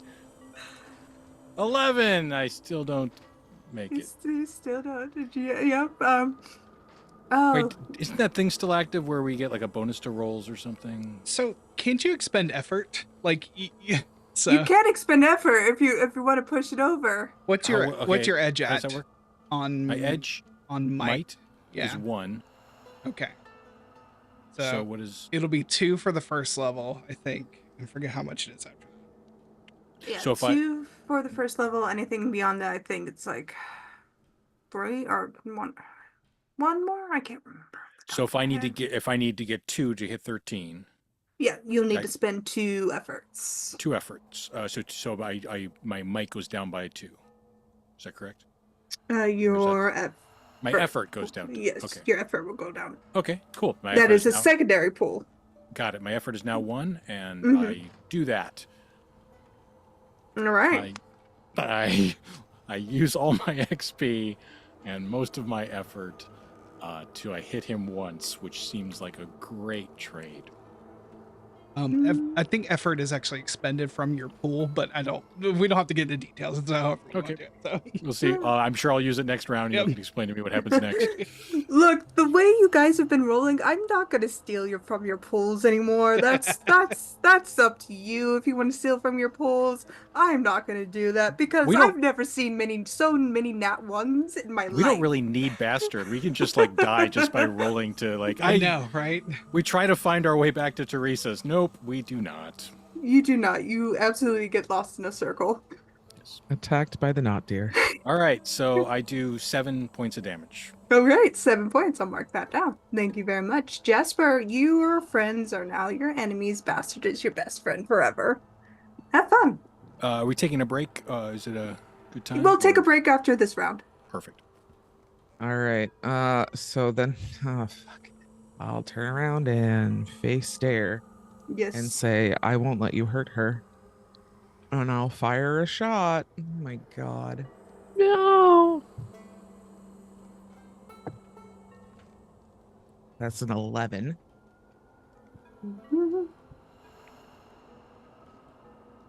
You have any armor on you, DAIRE? I have, what do you call it? Something trained without armor. Trained without armor. Okay. What is your damage, Jasper? So it is 4 initially, an added 1 for capable protector. So you actually only take 3 points because armor will have that damage. That's might damage? Any damage, yes. Might damage would be first, yes. Okay, you kill me. And then, no, I'm just kidding. That would be fucking awful. Talk about horror. But you know, that creates some tension. Which is quite cinematic. Yeah. Oh, I can close this tab. I don't need that. They're dead. And yeah, you take 2 points. Jasper has turned on you. You said For 3, this round. didn't you? 3 pound. No, 2 points. I'll just say 2 points. Okay. I'm just gonna say 2 points. Cool. But yeah, it is Bastard's turn. Need what round is this? No, he's already done that, so I don't need that. Back up to 1. Alright. All of you make me a speed defense roll. Including you, Jasper, this time around, as the compel has worn off.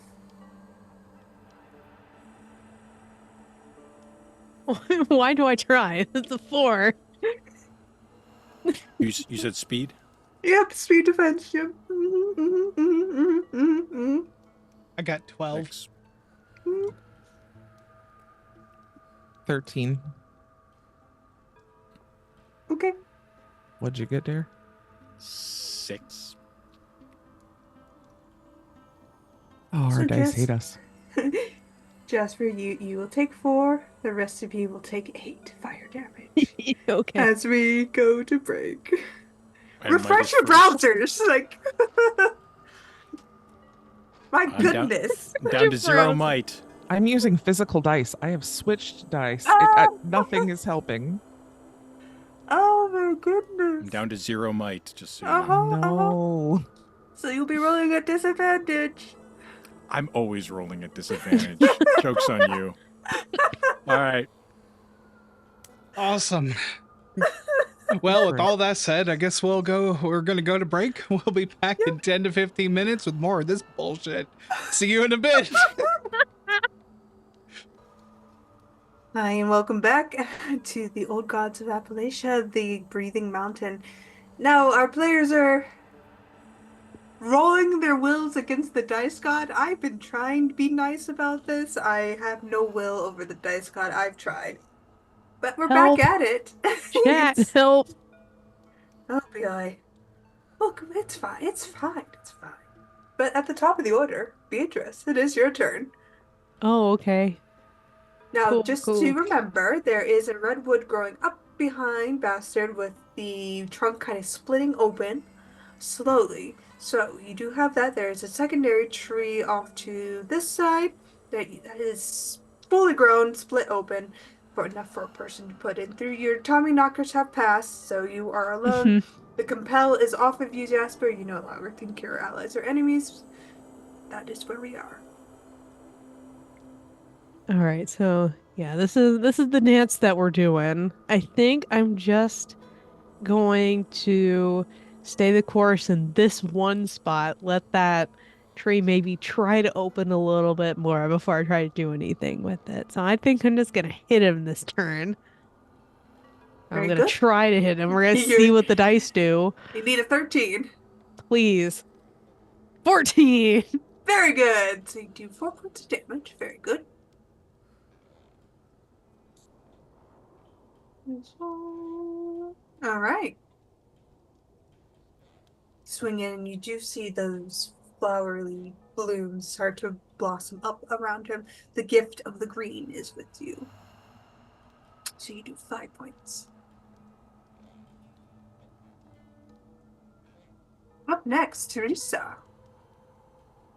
You'll be taking damage if you don't move. Oh, yeah, then I'll move. Yes. In fact, I'll fly over.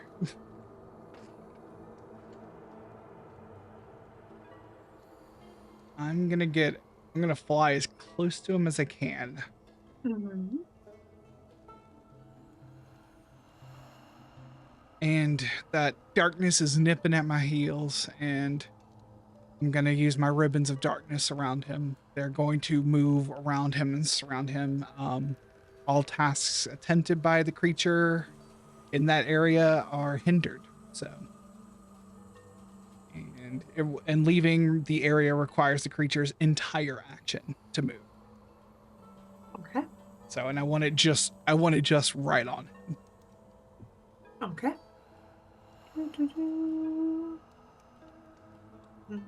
This has to end, bastard, one way or another.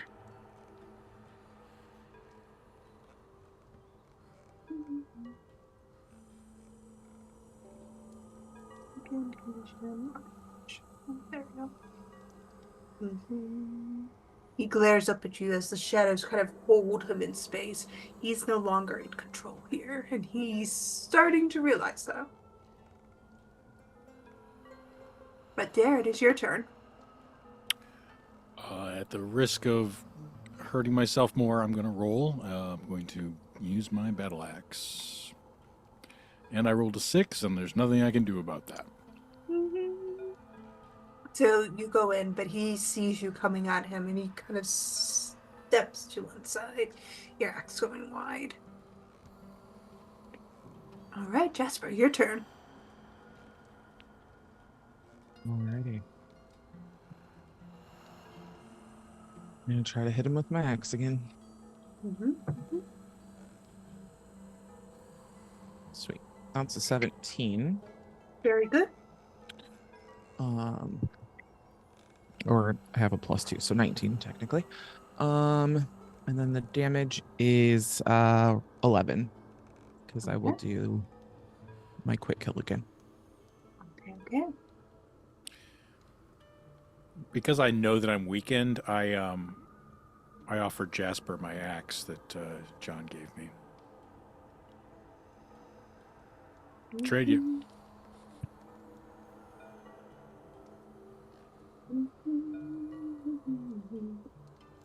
Okay. We'll trade. We do the awesome buddy action move and toss axes. I love it. I love the cinematics of it. In the flash of light, you exchange axes, and there you have Jasper. Jasper, you have the battle axe of the green man +6. I love it. Nice. But it is Bastard's turn. Doo-doo-doo.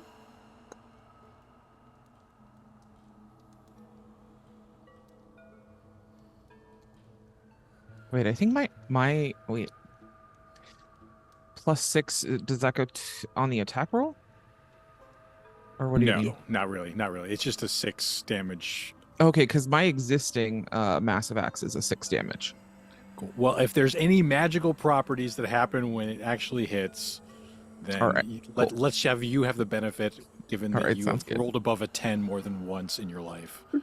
And DAIRE probably did, but doesn't remember. Oh boy. Yeah. Because I still remember the D4. It's cinematic. It really is.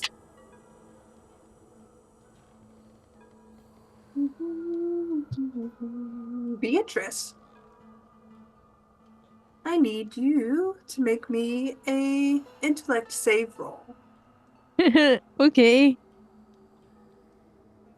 Bruh. Rerolling it. I only have 3 more XP after this. Come on. Okay, I'll take the 15. That's much nicer than a 2. Right. These dice are so mean, y'all. They're very mean today. You'll take 4 points of cold damage as ice kind of ripples across the ground and shoots up at you.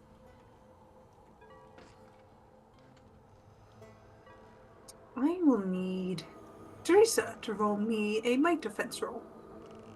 Yo, I'm not doing so hot. God, what a mood. No!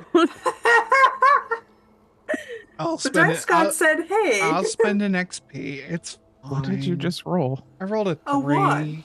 Oh my god. How does this keep happening to us? I don't know.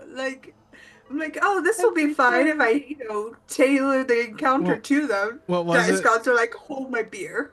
Which was, it doesn't matter. It's a D20. It's fine. 9.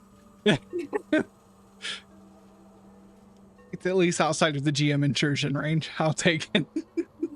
That's fine. You fail the roll, so you will you will take 8 points of fire damage. Okay, that's 2 pulls down. Fuck. All right, you are not able to move, Theresa. I don't need Just to so you move. know.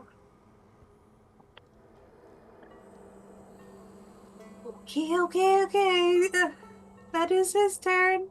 Beatrice, it's your turn.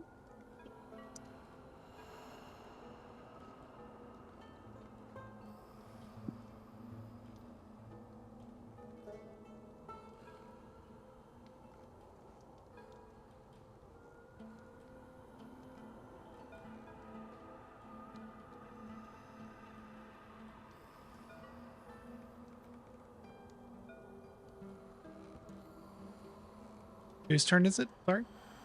Beatrice. Oh. Okay. Oh, we're already back to me. Oh my god. That was Yeah. a very fast round. Okay. Yeah. Good lord. Oh no, it was just the save. That's The why I was like, failing oh, I dice. just went. Like, my turn's so far away. Okay. Um, Yeah, he's how's that tree looking? the tree is nearly there. So if I were to like try to, Sparta kick him there now, would it be too early?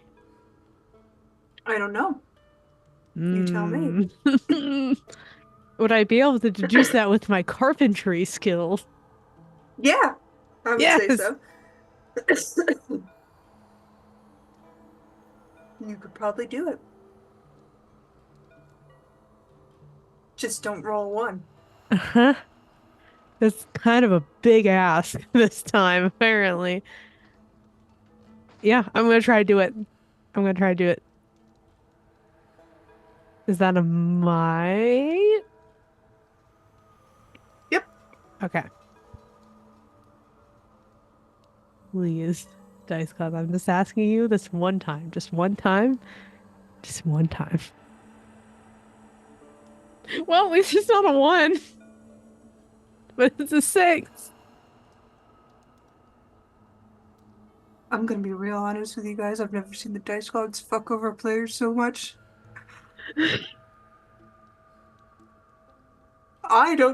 Me as a GM am quite baffled by it, but I'm going to continue on as if nothing is happening in a terrible world of darkness. All right, so you go to kick him, but he catches your foot, kind of grips like the arch of your foot and just shoves you backwards. He doesn't knock you over, just shoves you away. I tried. You should Well, hopefully try. I sparked the idea in everybody else. Theresa, it is your turn. So I just can't move, right? Like that's I can still do other Correct. things. Okay. Mm-hmm.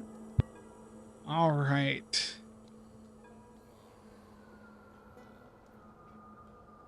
Then I'm gonna use an action to roll a recovery roll. That's all I can think to do. I need to be able to do something later, so this is terrible. Okay, I regained 6 and I'm gonna put it in my speed pool. That's it. That's me. Okay. All right. Dare, it's your turn. Is anybody in a compromising position that I can like yank them out of or anything like that? I don't think so. Right? Theresa, probably. Can I push you, give you a push, Theresa, or what can I do? I mean, you can. Like, Teresa's not, like, you can probably easily move Theresa. So. And it would better your position, like to do that. I don't do melee, so whatever. If you want to pull me out, that would be welcome. So what I'll do is I'll like do a paladin move, which is like swap places with somebody in a more vulnerable position, yeah, so that Theresa has is further away. And if I don't get an action beyond that, that's fine. All right. That will be your major action. All right, Jasper, it's your turn. All right.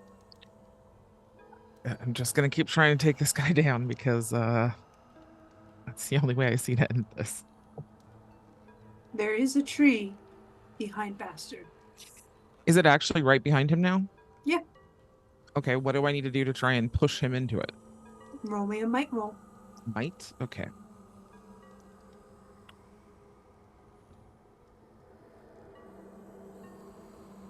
I only have might defense, so I think it's just a flat roll.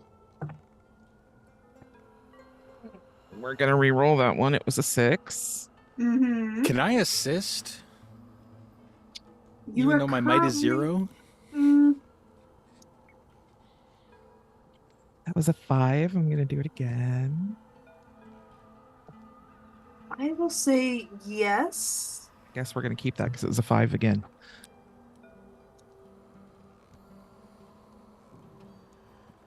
Nuts.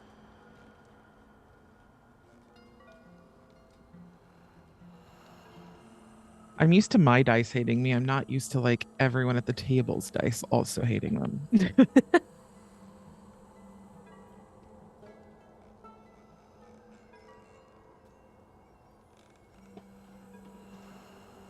I am practiced in moving things, but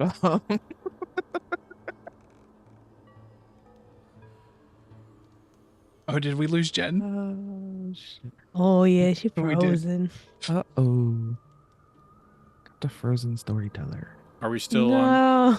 Yeah, okay. So, what happens is no, we can work this out ourselves. Yeah, quick, someone take over.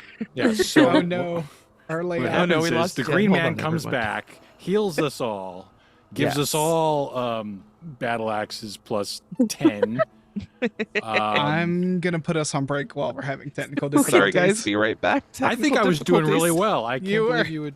Sorry, but the layout's all funky. Yeah, the layout.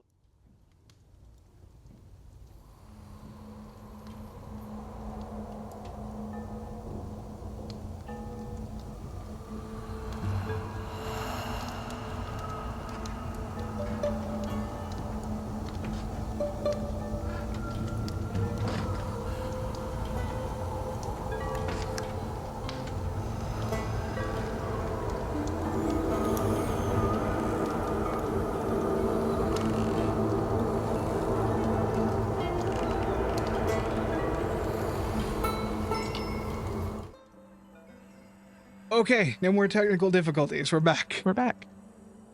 Sorry, my broadband decided to reset itself in the middle of the stream. That's fine. Of course. Eh. I'm gonna call the provider tomorrow and be like, hey, that wasn't cool. Anyways, you can assist, comma, but I take an intrusion. Sure. Okay. I'll take an intrusion over a dice roll any day right now. There.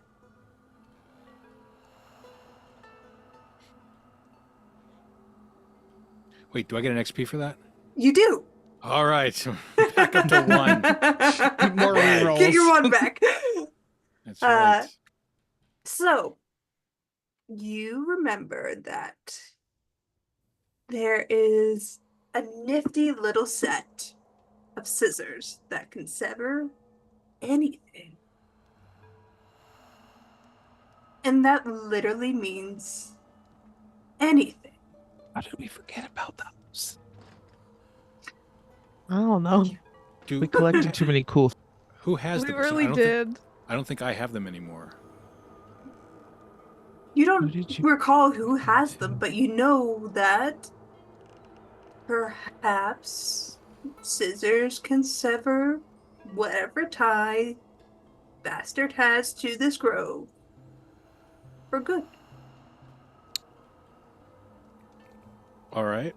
In the midst of trying to help Jasper shove Bastard, I yell out, "The scissors! Who's got the scissors?"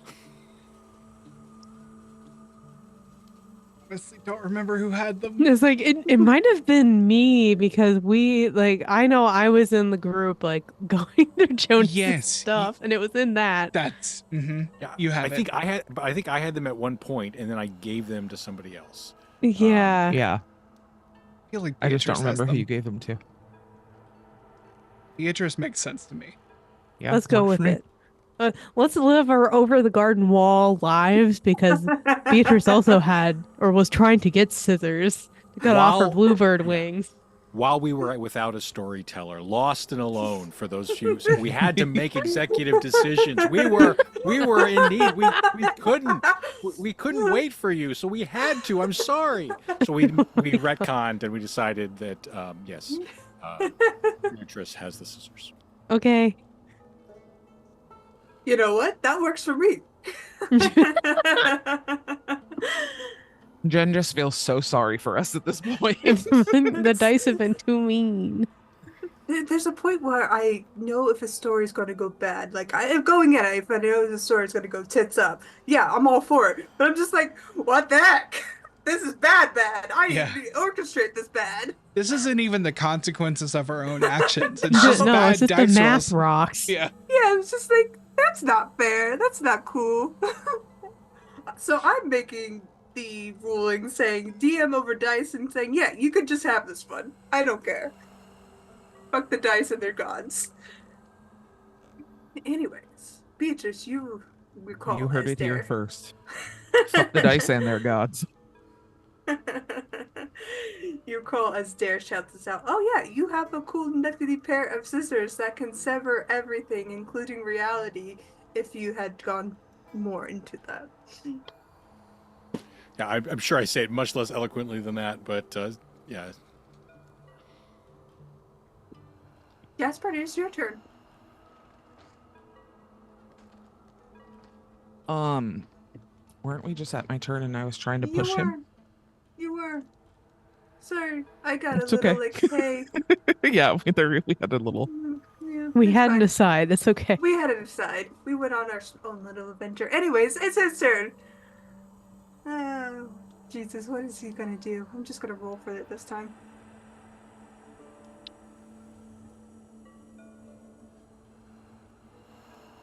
God, he's a dick. Even in the dice world, he's a dick.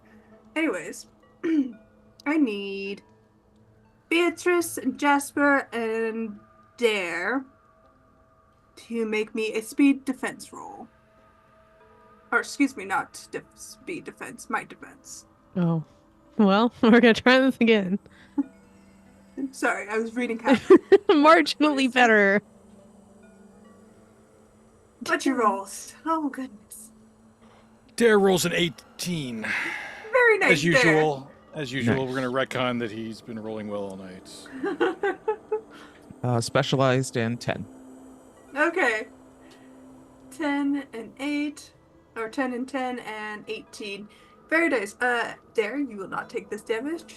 But Beatrice and Beatrice, you'll just take. You will take 5. Jasper, you will take 3. DAIRE, you take nothing. Well, that's one pull down. Goodbye. And that is sister on top of the order, Beatrice. Uh-oh. Okay, well, snippy, snippy, clippy, clippy. I'm going to use the scissors. All right. I need you to make me a perception roll as you pull out the scissors. Okay. I am trained in that technically, because of look and listen. You're trained in listening and spotting things.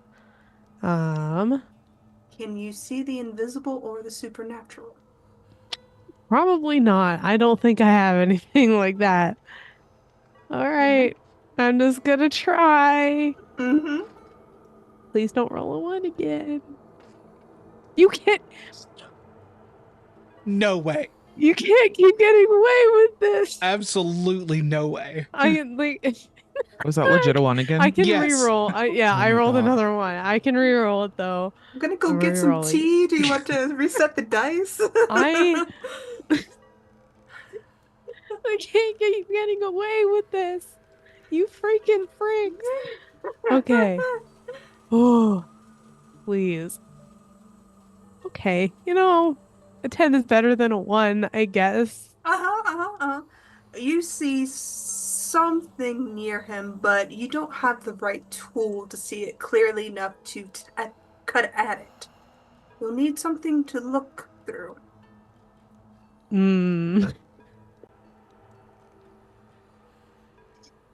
see. Something of the hag variety. Yes. It's like, Mhm. puts out my hand. I need the hag stone. All right. But you move up close, but you are up on him. That is your turn. Uh-huh. Coming up next, Theresa. The call for the hagstone is put out. I can also just see invisible things. I can This see requires well, the hagstone. well, fine. I'll Oh. can I take the scissors from Yeah, Beatrice? go for it. He's Yeah. just like, yep, hagstone it is. I grab the scissors very quickly and just without saying a word, I pull the hagstone up and look for it. You look through it and you see Bastard unmasked. It's not so much invisible, it's illusionary. It's not illusionary, but it is, but it isn't. It's reality, but not reality. It's two things at once folding in on each other that breaks and shatters. And you see that he is a poison upon this green. You see it seeping out like oil from his strange knot form. Shape of a deer, but not a deer. Eyes burning red, coal red.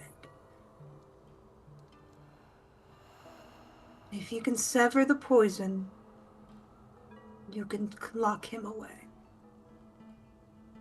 Then that poison is a thin line from him to the ground.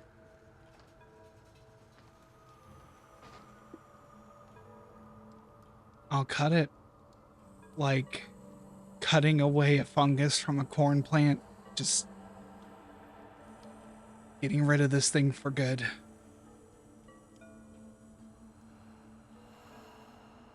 I just need to scooch right in here. Oops, sorry.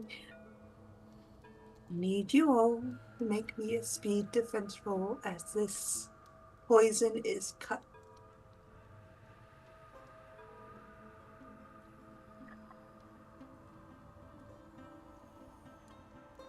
Natural 20.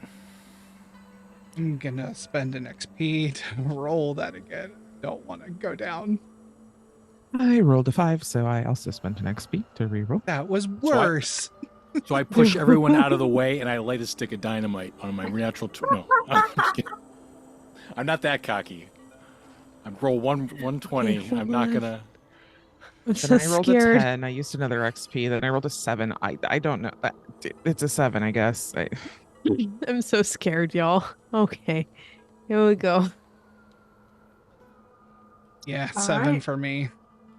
Okay, I'll take a 14. I'll take that. You need a 15. Ah, man.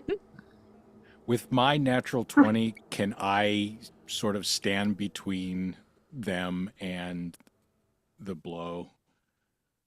If you give me your XP. Yes, you can have my XP. Thank you. A lot of things kind of happen at once. The world falls down beneath you. You are all tumbling down into the mouth of a cavernous hole, and you find yourselves sliding and slipping and hitting the ground. Dare, you manage to form magic? Maybe it's the green man? You're not sure, but whatever it is, you protect your companions from this fall. And when you all hit the bottom, Dare is not awake. And in the broken form of a man, Bastard is covered in rubble, hunched over, unable to stand and rise. Theresa, Jasper, and Beatrice, you take only 3 points. Dare, something's off with your breathing.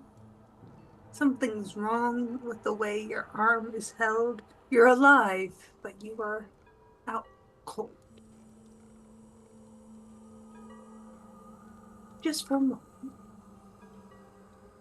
And the pain wakes you up. In this cavernous space beneath wherever you were before.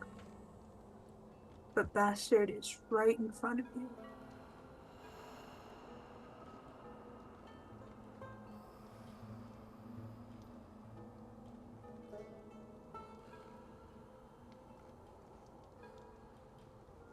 He stands. Broken shell, the man that is not a man.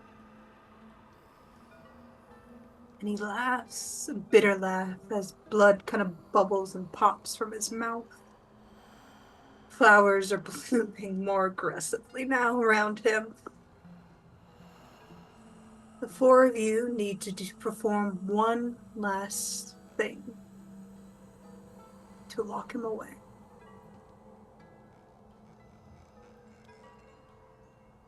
But twin stars favor you overhead. So narrate to me how you put the bastard away in this mountain that has claimed so many lives before.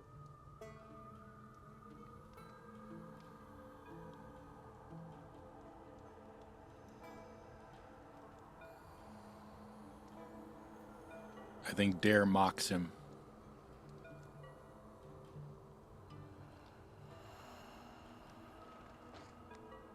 Says he didn't think any god could be that small. Roots wrap around his feet, start to climb upwards at your words.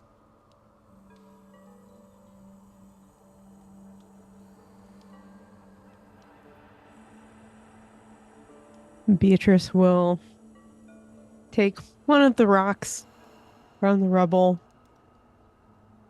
Doesn't matter which one. It's something that can fit in her hand. And she will put it right at the center, probably a couple feet away from where he stands. Looks at this strange subterranean place that we're in and will say, I hope you grow comfortable here because this here is your tomb.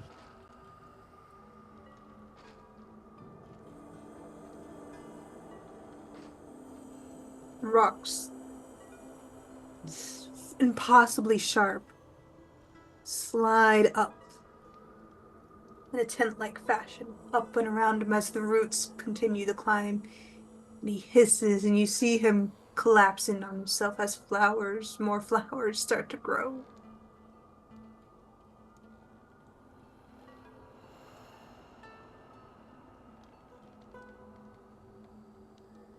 I think Theresa comes up to him. Actually, like, will put her hand on top of his head like an old Pentecostal preacher.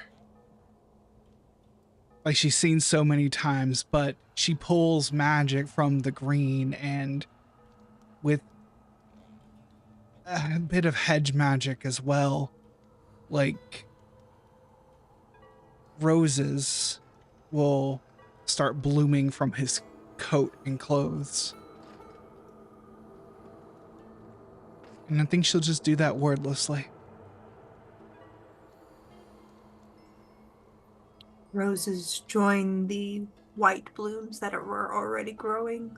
The mixture of honeysuckle and sweet Damascus roses fill the air. The stones continue to grind and build, the roots continue to climb.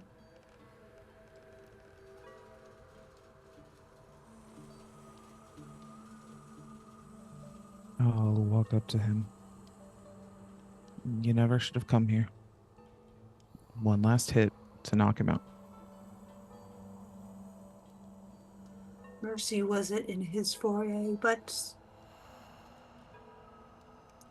maybe it's in yours as you knock him out, as the tomb that you've all built to hold him climbs up. This earthen mouth pulls him down as the roots spread over this cairn, and you see flowers, roots, vines, moss, things that only grow in caves, fill over this rock-filled tomb that he now rests in.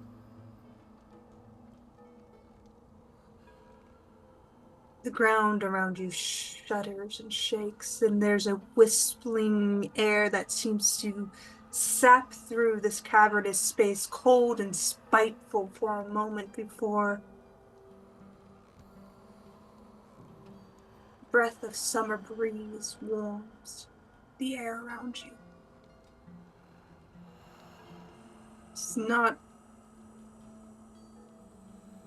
like you thought. It's more peaceful, settled, accepting.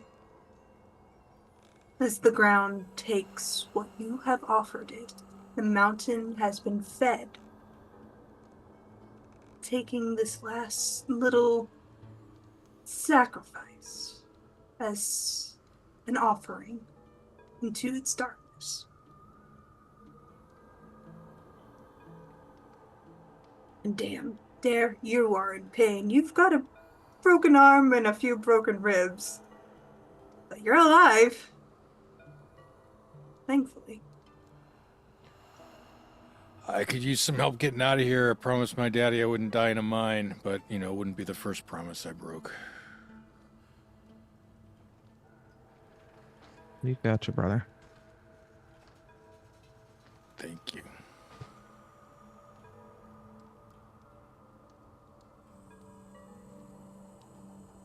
The climb upward is a bit awkward. You seem to have fallen straight down, and you need to go up, and luckily, you've got some Tommyknockers to help you. While they did lose 3, they still remembered the charity of DAIRE. Lead you out, and you find yourselves in the green grove that rests at the top of the mine. You still have your dynamite. Of all things, you still have your dynamite. But you leave the quietness of the coal mine. And waiting outside are 2 children. One is Nell. The other one, who's grasping her hand, has wild, curly red hair and possibly green eyes, big smile. And they meet you. The little boy kind of holds his hand out to all of you and says, "Come on. Let's go see it."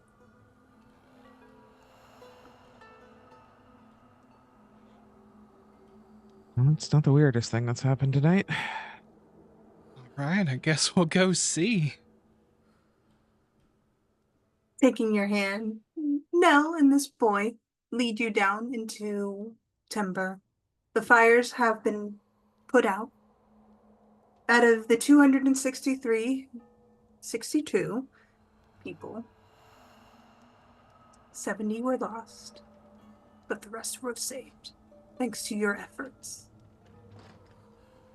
Timber is an ashen scar against the face of the mountain now, but you saved a lot of people. A lot of fires were put out.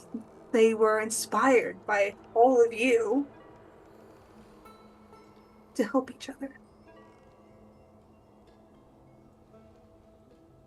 Jonas survived.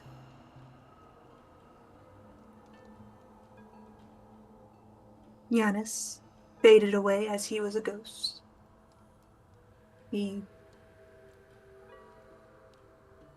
left with his son.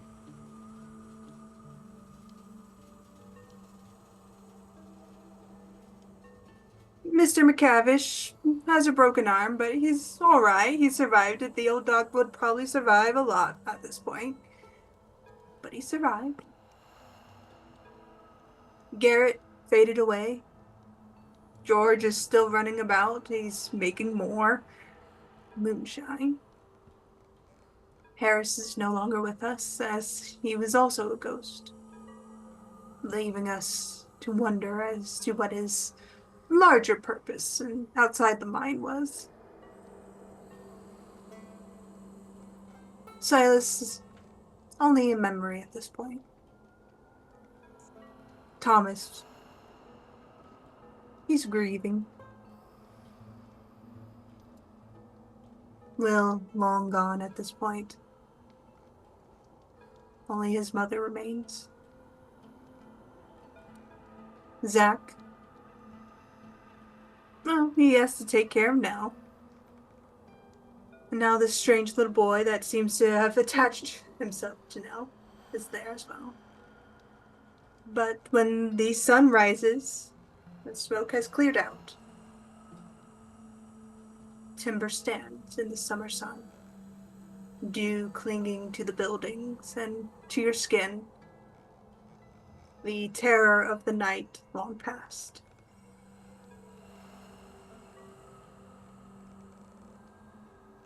Now, 4 years have passed since that terrible fateful night in Timber, where you've put away the devil.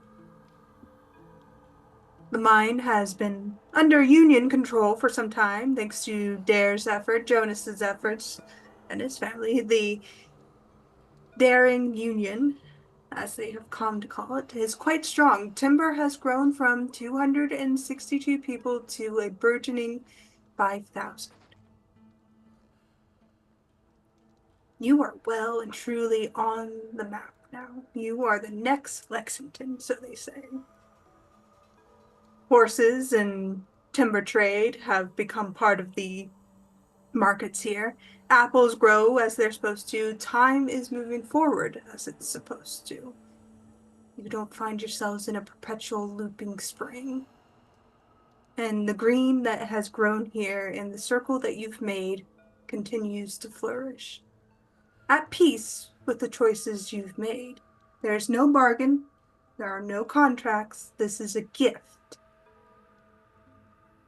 And at the middle of World War II, it becomes a national park. Thanks to the president.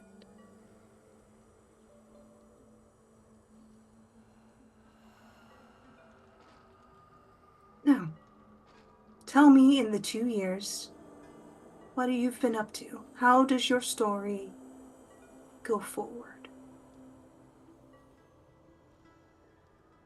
We'll start with Theresa.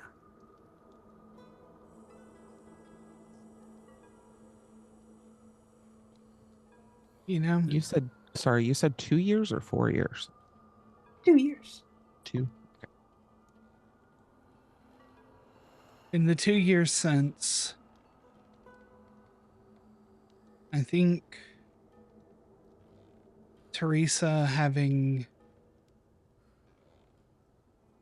her home became a shelter that one night, and I think Theresa's kept her door open ever since then to whoever wants to come by and have a safe place to be. Jasper, she's asked Jasper to move in. They now fully just live together here.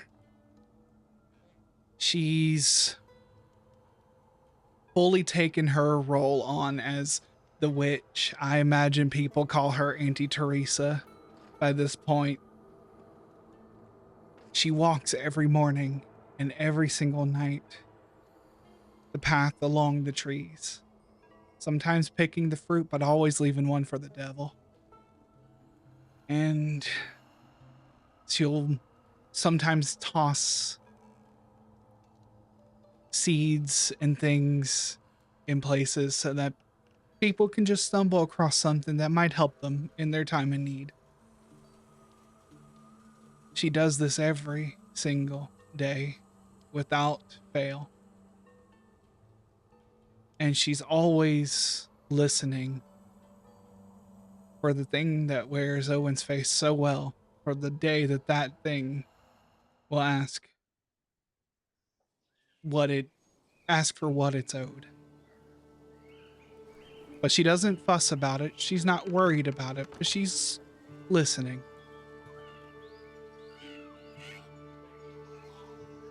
Yeah. At the end of the 2 years, you've made a name for yourself. And the thing that wears Owen's face so well walks beside you each and every time you go out. A constant friend, if you would call it that.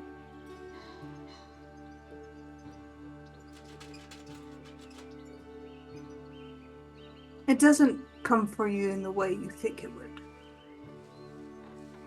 It comes for you in the aches and pains. Arthritis claims your hands eventually. Your sight starts to go. That's how it takes you. Yeah, you live, but it's not really life when you can't do anything to help. But that's its price. Your pain is its price.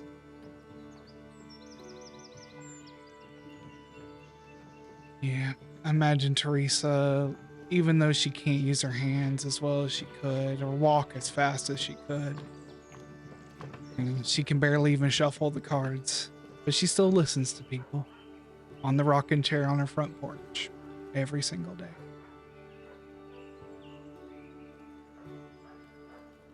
It's a good life.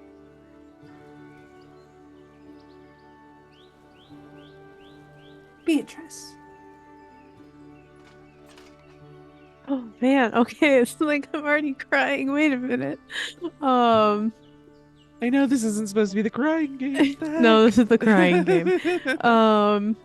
Because we made it, y'all. Holy shit. Beatrice, I think, would continue taking over the schoolhouse and becoming the teacher, not just to, the one or two young children that might be around Timber, but really anybody who wants to learn, any types of adults that, maybe we could do night classes or something like that for really anybody who wants to learn. She's willing to teach anybody. It's very likely that the archives face a little bit of damage in the fires. But she tries to salvage what she can and just tries to document absolutely everything, from everything that happened to, the good times. Now just really wants these stories and this information and anything possible to collect the memory of this town in a way that will outlive her and outlive the next generations after that, and just this intensive collection of knowledge that, who knows, maybe one day it might make it to a museum or something like that.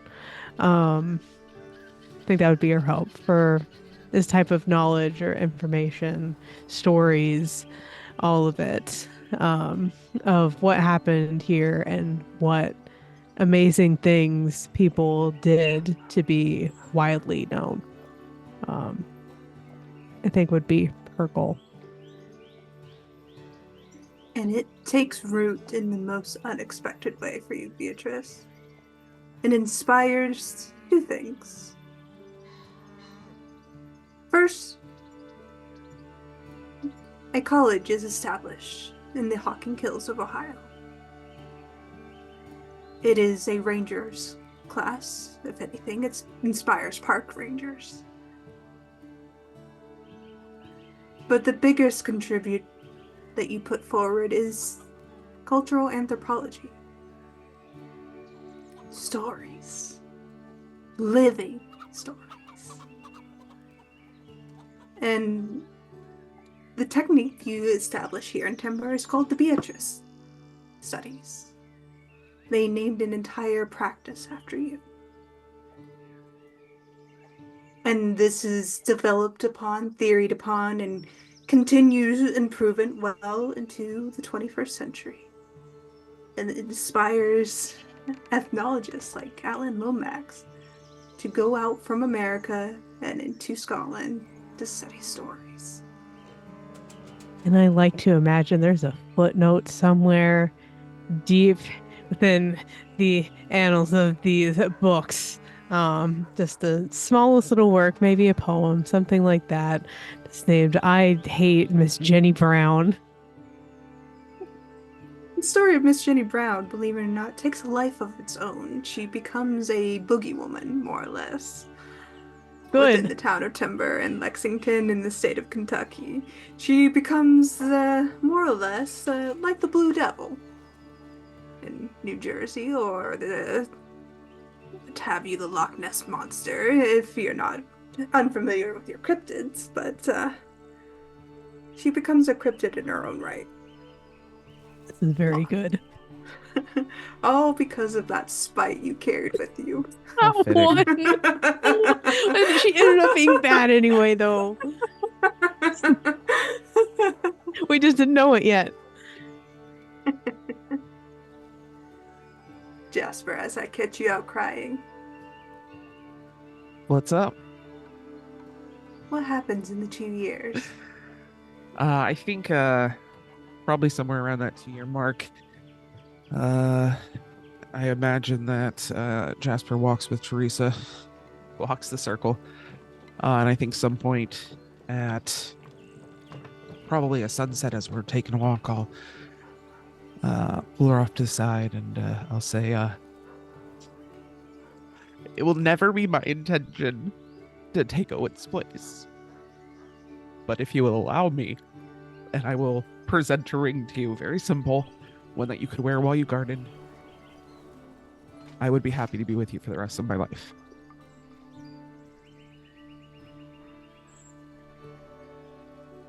She gladly accepts. And I think we'll have a cute little life tending to your garden and our grove and the town.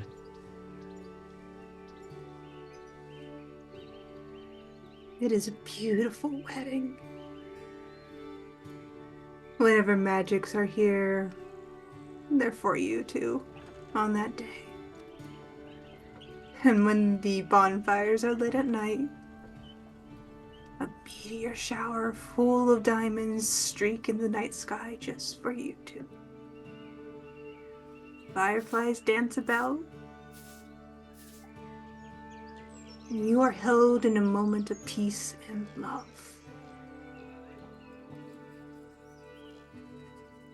The town celebrates for a week. Everybody's been wanting you two to get married for some time, and everybody's happy for it.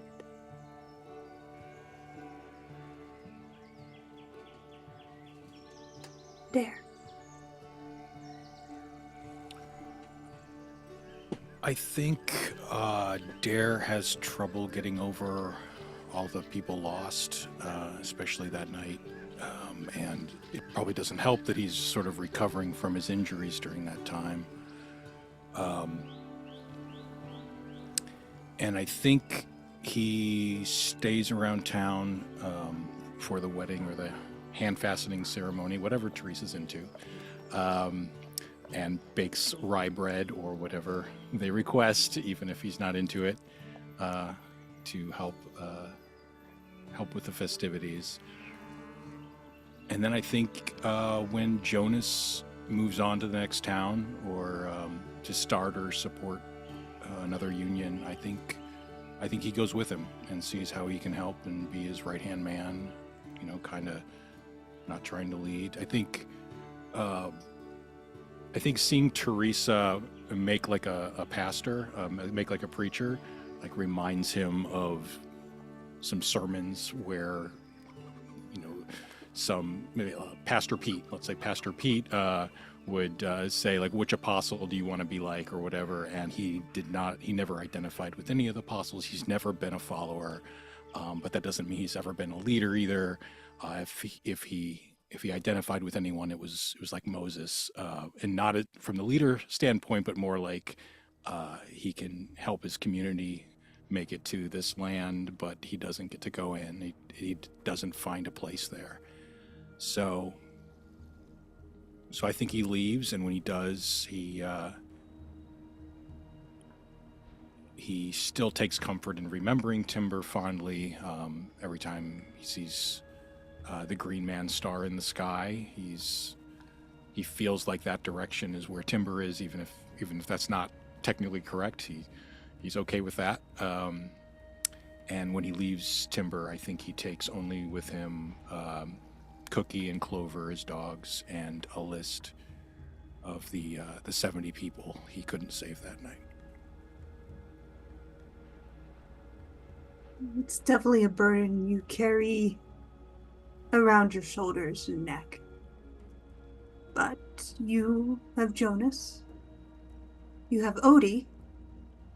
You have that strange little wild redhead boy following you around off to Tennessee, where the next union needs to take place. And they carry those burdens with you, because for whatever reason they want to stay by your side. Jonas has gotten to know you through magic, through Timber, through just being there. Odie has come to recognize a union man in you and in himself. But the strange little boy just is mischievous. He always has something clever to say, something easy to get you what you need, whether it be rye bread or not rye bread, or just a book.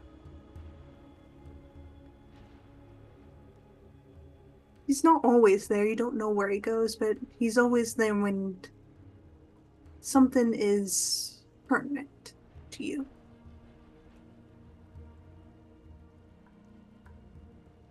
And summer follows after you. Wherever you go, that warmth and kindness is there at your back, even if you do carry those heavy burdens with you. Good men remember the losses that they can't prevent. Great men try to do better because of it.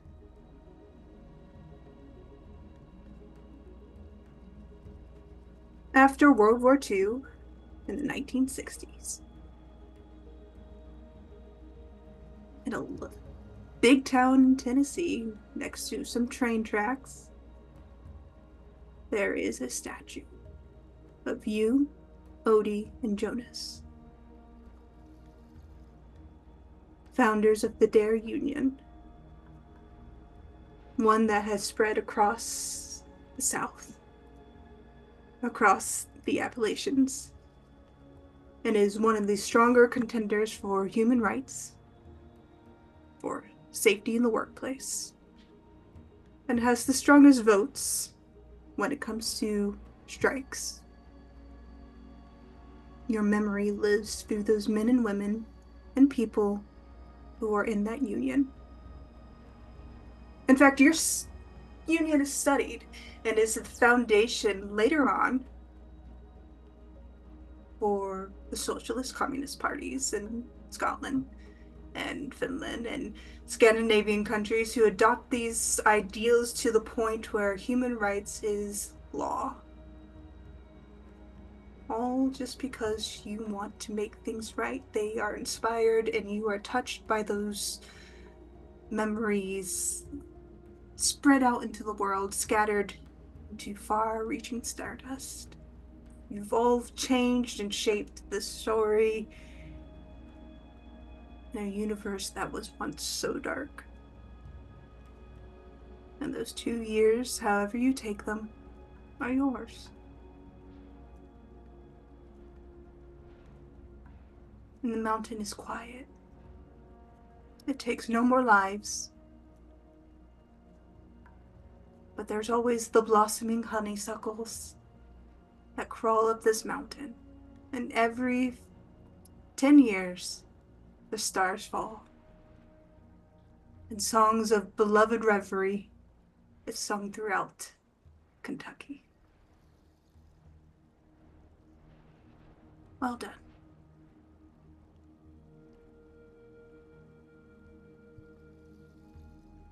Clap, clap, clap, clap, clap, clap, clap. Wow. We did it. Incredible. Fantastic.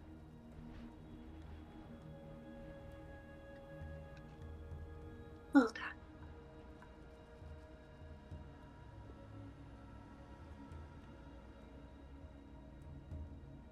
So,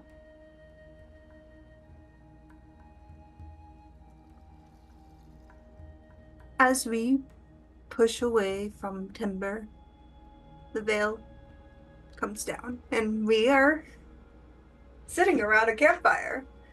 It is late, the moon is high, it's almost midnight, the marshmallows, popcorn have been had. And for the last time, Timber, audience, let's go around the table to say our goodnights. Alex. Wow. Thank you all for joining us. Jen, thank you for an amazing experience. Mal and Soliloquy, thank you for welcoming me and including me in your part of the internet. Heck, everyone, it's been a pleasure playing with you, and I hope we get to share a table again. I've been Alex. I publish and perform as Lex Wilson. Alex Zadigo on Twitter, lexwilson.bsky.social on Blue Sky, lexwilson.com for everything else. And for one more Monday, I'm with Desi's and Dragons playing Plasmatics. And for one more Saturday, but not this Saturday, I'm playing Wanderhome with the Misadventurers League. And we are kickstartering our comic book series Starweed for another 9 days. And there is a TTRPG component once we get another 8 or so backers. My Deck 9 friends, Zipporah Smith and Felice Kwan, and I have been putting together a Fiasco playset, which will be free for everyone, not just for backers. If you know anyone who might be interested in this, please send them my way. Starweed.com is the shortcut. And if you are watching this or listening to this in the future, I will make sure that starweed.com points to wherever the comic is available, if it's available. And if you are listening to this from the future, hi. You probably want us to explain Trump, and we can't. That's about it. Wow. Can't believe this is over. Yeah. Well done. Mal. Hi, I'm Mal. I've been crying. So you can find me as Archangelic on Twitter, archangelic.space on Blue Sky, and various links for me on my website, archangelic.space. I have a whole spiel. I'm doing professional GMing. You can find me. The link is on my website. Again, archangelic.space. You can look at what games I have. Just want to remind folks we're going to go into our after show. I have been behind. If you're listening to this live right now, I've been behind on it, so there's going to be a whole bunch to catch up on. But we'll get those up on our Patreon, patreon.com/lanternlightadventures. After show is always free, but we appreciate your support. Thank you for being here. That's me. Heck. Oh my God, that's me. Hey, everybody. It's me, SirHeckAlot. You know, I'm here. I'm on your screen. And I played Beatrice, and it was a really good time. And I'm happy that I was here. And thanks for having me. This was great. You can find me all over the internet at SirHeckAlot, including Twitch, Itch, I guess Twitter as long as supplies last, etc., etc. Just find me online. It's the best place to figure out where I'm going to be in the TTRPG space next. I tend to wander a lot and wear a lot of hats and do a lot of things. It only becomes more hectic because I'm a fourth-year vet student that is just about halfway through fourth year. I'm going to be a doctor soon, and that's wild to think about. At least in terms of, where you can find me channel wise in the TTRPG space. Neon Lights Roleplay is a really safe bet. I do a bunch of campaigns over there, a bunch of work over there. I'm a staff member there. So really safe bet there. Kind of the same boat with Enchanting Sorcery. I'm in one campaign over there. I'm also a mod. But yeah, just other places like Lost Caravan RPG every once in a while, and just a whole bunch of places. So follow the socials to see where I'll be next. That's me. Thank you. Soliloquy. Hey friends, I am SirHeckAlot. I've been sobbing for the last 20 minutes. You can find me everywhere online as FatSapphicBro. I mostly hang out on TikTok, make a variety of content. If you're into it, feel free to follow.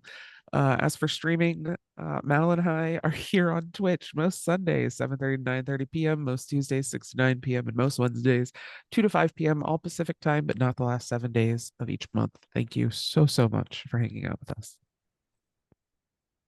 And thank you. I have been Jen, and thank you for coming to this story. Thank you for listening. I've always held the firm belief that the greatest gift anybody can give to the world and to each other is to tell a story, good or bad, right or wrong. It's our gift as people, as human beings, to tell a story. Whether it goes well or if a dice god try to fuck you over, well, that is that, I suppose. But as long as you're telling stories together, it makes us incredibly human.